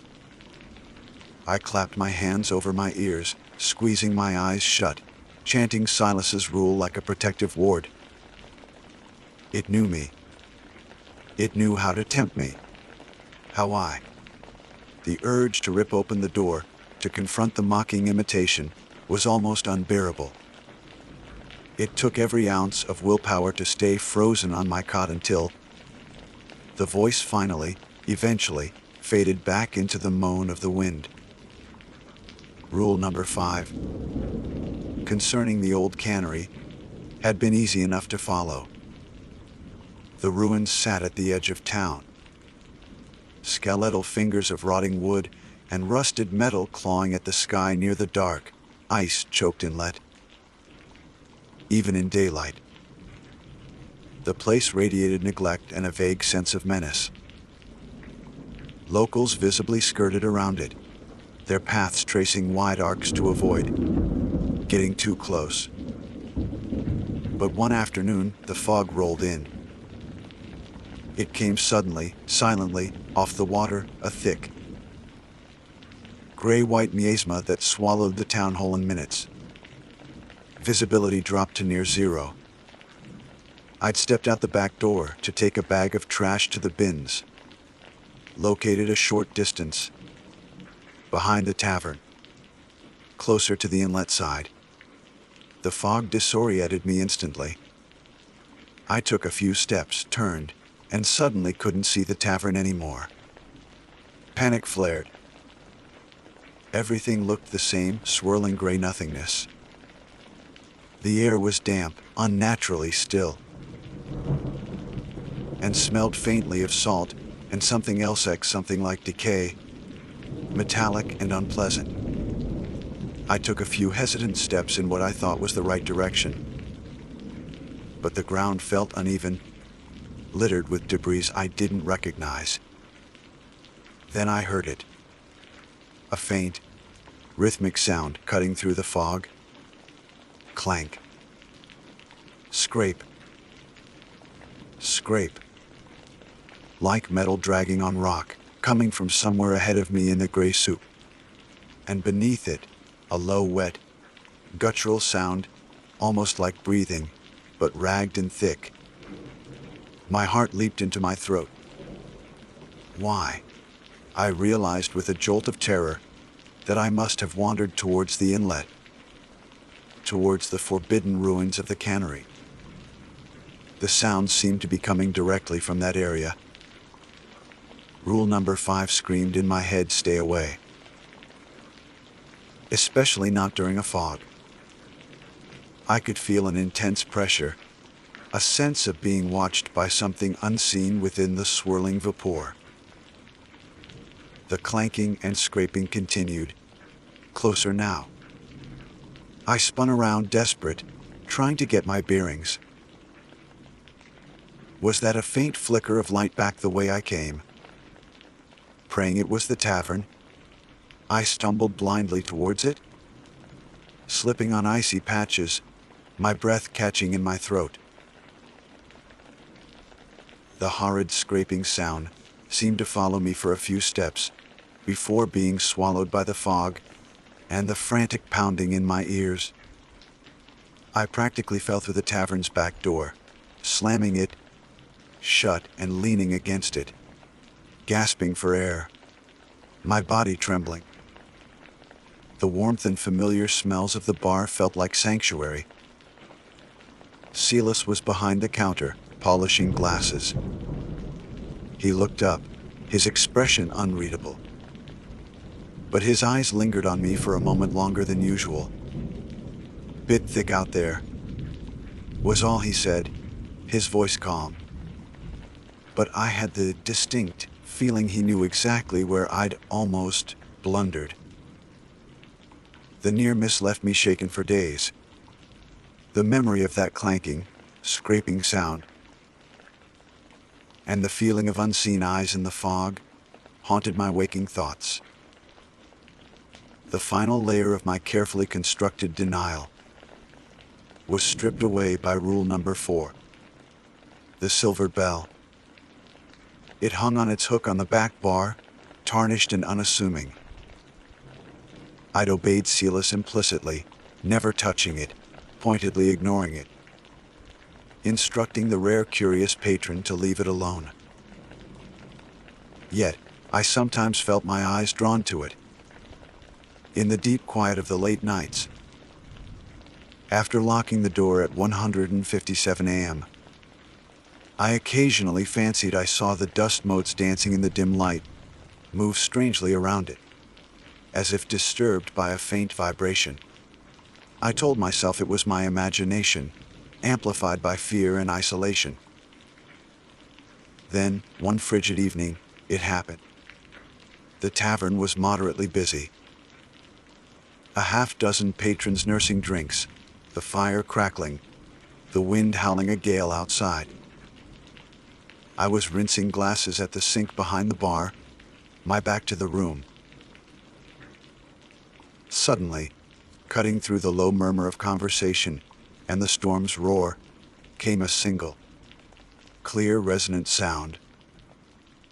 Ting, it wasn't loud, but it sliced through the air like a shard of ice. Every head in the tavern snapped up. Conversation ceased instantly. The fire seemed to crackle lower.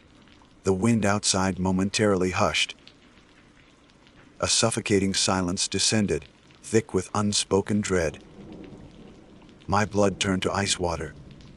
The silver bell, it hadn't just vibrated. It had rung. On its own. I spun around. The bell hung perfectly still on its hook, gleaming faintly in the dim light. But there was no mistaking the sound. Every patron was frozen, their faces pale, eyes wide with a shared, primal fear I now recognized mirrored my own. They weren't looking at the bell, they were looking at me. Waiting. Rule number 4, if that bell rings on its own accord, you drop whatever you're doing. You lock that front door and you come find me. Day or night. Don't hesitate. My hands were shaking violently as I fumbled for the keys. "All right, folks," I managed, my voice sounding strangled and thin. "Closing time. Now." There were no arguments, no protests. They practically scrambled for their coats. Their movements jerky with urgency. Fear radiated off them in palpable waves. Within 30 seconds, the tavern was empty. I slammed the heavy bolt across the front door, my heart hammering against my ribs so hard it hurt. The silence that followed was terrifying, charged with an unseen, imminent threat. Find Silas. Immediately. He lived in a small cabin attached to the back of the tavern, accessible through the kitchen. I burst through the kitchen door, nearly colliding with him as he emerged from his quarters, already pulling on his heavy parka, his face grim, eyes narrowed. He didn't need me to say anything. He'd heard it too. "How long ago?" he demanded, his voice tight. "Just now," I stammered. "Maybe a minute." I locked the door. He nodded curtly, grabbing a heavy, old-fashioned storm lantern from a hook and a long, heavy-looking firearm, some kind of shotgun or rifle, from a rack by his door. The sight of the weapon sent a fresh wave of terror through me. "Stay here," he commanded, his voice low but absolute. "Keep the doors locked. Don't open them for anything. Don't look outside. Don't make a sound. Understand?" I nodded mutely, unable to speak. He checked the load in the firearm, his movements economical and practiced. Then, without another word, he unbolted the back door and stepped out into the howling storm and the oppressive darkness, the lantern casting a weak, flickering pool of light around him before the swirling snow and the night swallowed him whole. Huh? The door clicked shut, leaving me alone in the silent, cold kitchen. The echo of that single, terrifying chime still ringing in my ears. The rules weren't just quirks or superstitions anymore. They were defenses, and one of them had just been breached. I was locked inside the bitter chill tavern, waiting in the dark, wondering what horrors Silas had gone out to face, and praying he would come back. The silence in the kitchen, after Silas stepped out into the storm, was the lewdest thing I'd ever heard. It pressed in on me, thick and suffocating, broken only by the frantic thumping of my own heart and the distant, muted howl of the wind. Every creak of the old building sounded like footsteps. Every gust rattling the window panes sounded like claws scraping against the glass. I stood frozen, back pressed against the sturdy kitchen door, straining my ears for any sound from outside: gunfire, shouting, screaming, anything. There was nothing but the wind and the terrifying, pregnant silence. Rule number 4's implication hung heavy in the air. The bell ringing meant something was wrong. Something had gotten through, or was trying to. Silas had gone out to meet it. What was it? The Whistler. The entity hinted at by the empty milk glass. Something drawn to the cold silver of the silent man's payments. Or something else entirely, drawn from the shadowed ruins of the cannery or the deep, dark woods. My imagination conjured horrific shapes, moving in the swirling snow. Drawn by the bell's chime like moths to a deadly flame, minutes stretched into an eternity. I couldn't bear the kitchen's claustrophobic silence any longer.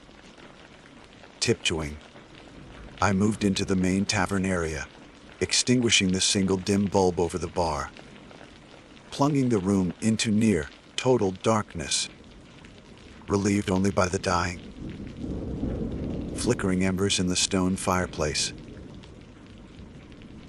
I huddled near the hearth, peering uselessly out the front windows, which were thick with frost and snowdrifts anyway. Don't look outside, Silas had commanded. But the not knowing was almost worse. Was he okay? Was it still out there? Was it trying to get in? Once, I thought I heard a heavy thump against the front door, muffled by the storm, but it wasn't repeated. Was it just snow sliding off the roof? Or something testing the lock? It felt like hours had passed, though the old clock on the wall suggested it was barely 30 minutes. When I finally heard the back door rattle, I froze, every muscle tensed. A key scraped in the lock, the bolt slid back, and the door opened.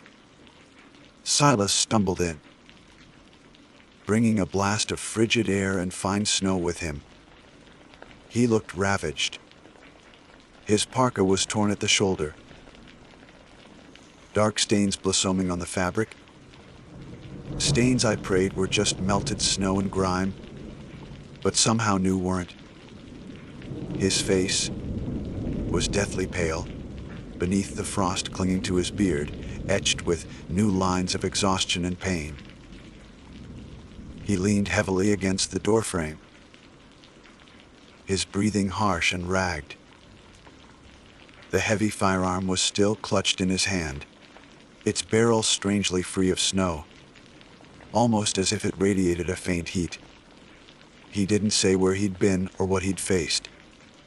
He just looked at me, his pale eyes seeming older, wearier, colder than ever. "It's dealt with," he rasped, his voice strained. "For now." He pushed the door shut and bolted it again, his movements stiff. Rule held. "You did good. Locking up fast." He offered no other explanation. He didn't need to. The look on his face, the tremor in his hands, as he leaned the firearm against the wall. The dark stains on his coat, they spoke volumes. Whatever threat the bell had signaled was real, dangerous and costly to repel. Seeing him like that, seeing the raw fear and exhaustion beneath his gruff exterior, was the breaking point for me. The high pay, the accommodation, the desperate need to hide from my past, none of it mattered anymore. This wasn't a job. It was a prison sentence in a town haunted by things that made grown men arm themselves and step out into lethal storms. The rules weren't just bizarre. They were a fragile dam holding back unimaginable horrors. And tonight, that dam had cracked. I couldn't spend another night listening to the whistling, dreading the silent man's arrival, jumping at shadows, wondering if the bell would ring again. I had to get out. The decision, once made, settled in my gut with cold resolve. Escape wouldn't be easy. Port Misery wasn't connected by road. The only way out was the way I came in, the bush plane. But it didn't run on a regular schedule, often grounded for days or weeks by the weather. And Silas had arranged my arrival. He likely controlled departures too, over the next couple of days, while nursing Silas through what he gruffly dismissed as a fall on the ice. Though the torn parka and his pained movements told a different story. I subtly probed. I mentioned missing civilization, needing supplies the town didn't offer. Silas just grunted noncommittally, his eyes sharp, watchful. He knew what I was thinking. I needed leverage. I needed payment for the flight. My wages, automatically deposited, wouldn't be enough for a last-minute, unscheduled charter, assuming the pilot would even agree. Then I remembered the clay jar. The silent man's payment. Rule number 3 demanded I keep it separate. But it didn't say why, or what it was for.